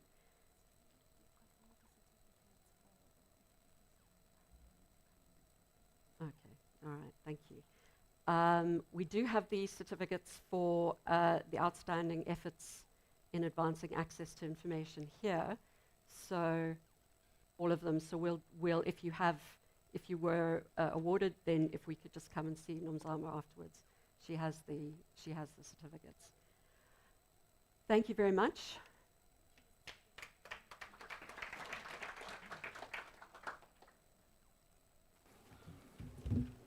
Ladies and gentlemen, as we draw the curtains to today's celebrations, I want to thank you for your enthusiasm and your participation. We're thrilled to have had 545 attendees on Teams and 20 on YouTube, besides the numbers that we have in this room. We know that you would have loved to engage more, and we appreciate your eagerness to be part of the celebration. Your presence and your energy have made this event a success. Give yourself a round of applause, please, ladies and gentlemen. I know it's towards lunchtime. Let's try another round of applause.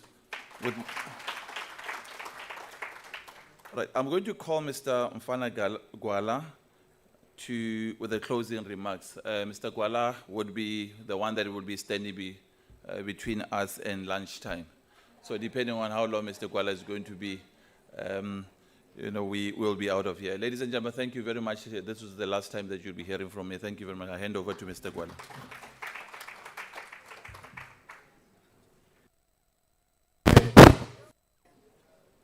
I had prepared 10 pages of speech as a closing remark, but I've decided not to read my speech, so I'll put it aside.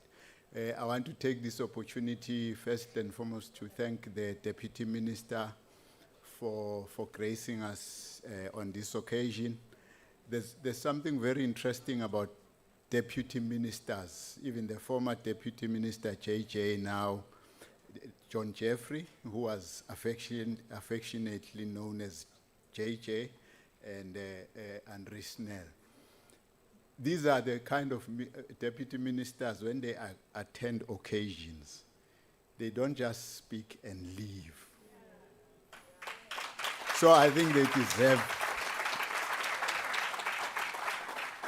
they really engage with people, and I think it's just unfortunate due to the constraint of their responsibilities. I know Minister Risnell would love to continue to sit down and engage with you, and he will engage with you very sharply.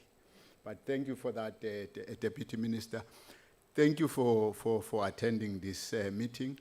I was supposed to give you a summary of what has been said, but I'm told that the takeaways, because we must avoid a situation where we have talk shops and after that everything goes away.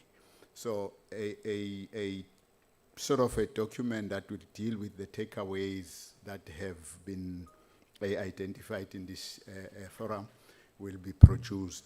We've noted some of the specific things. For example, I know Amapungane was saying we need to look at giving instructions to public bodies about certain documents that can be proactively disclosed in their website. We've taken that, even though it's still a difficult question whether we give instructions, you know, because we've got that challenge that at the same time, whilst we must guide, educate, we are a regulator again, because when you don't comply, you can't come later to us and say, but it was the regulator that gave us advice. So that's the difficulty that we have. As much as we want people to embrace compliance within their DNA, and continue to assist and engage. We can only engage and guide, but we can't advise. We can't provide legal advice, because ultimately we have to regulate. Thank you very much. I don't want to stand between you and lunch. Lunch is served. Ms. Zondi will come and tell us what is going to happen after this. Thank you very much. Thank you so much. I just want to make a quick announcement. Lunch will be served at the restaurant down at the hotel. You go out the conference center across the little road to the hotel at the restaurant. And if I could kindly ask that as you walk out at the registration table, if you could quickly grab a voucher that you will use. And we really try to also request the hotel, because we know that it is Protasi fasting month, to cater as well for those observing. And if you have any other dietary requirements like your halal, the restaurant will also provide if you just ask them. So please, you can make your way out and collect a voucher. And those that are online, if you were only here, thank you so much for joining us. Have a good afternoon. Travel safely.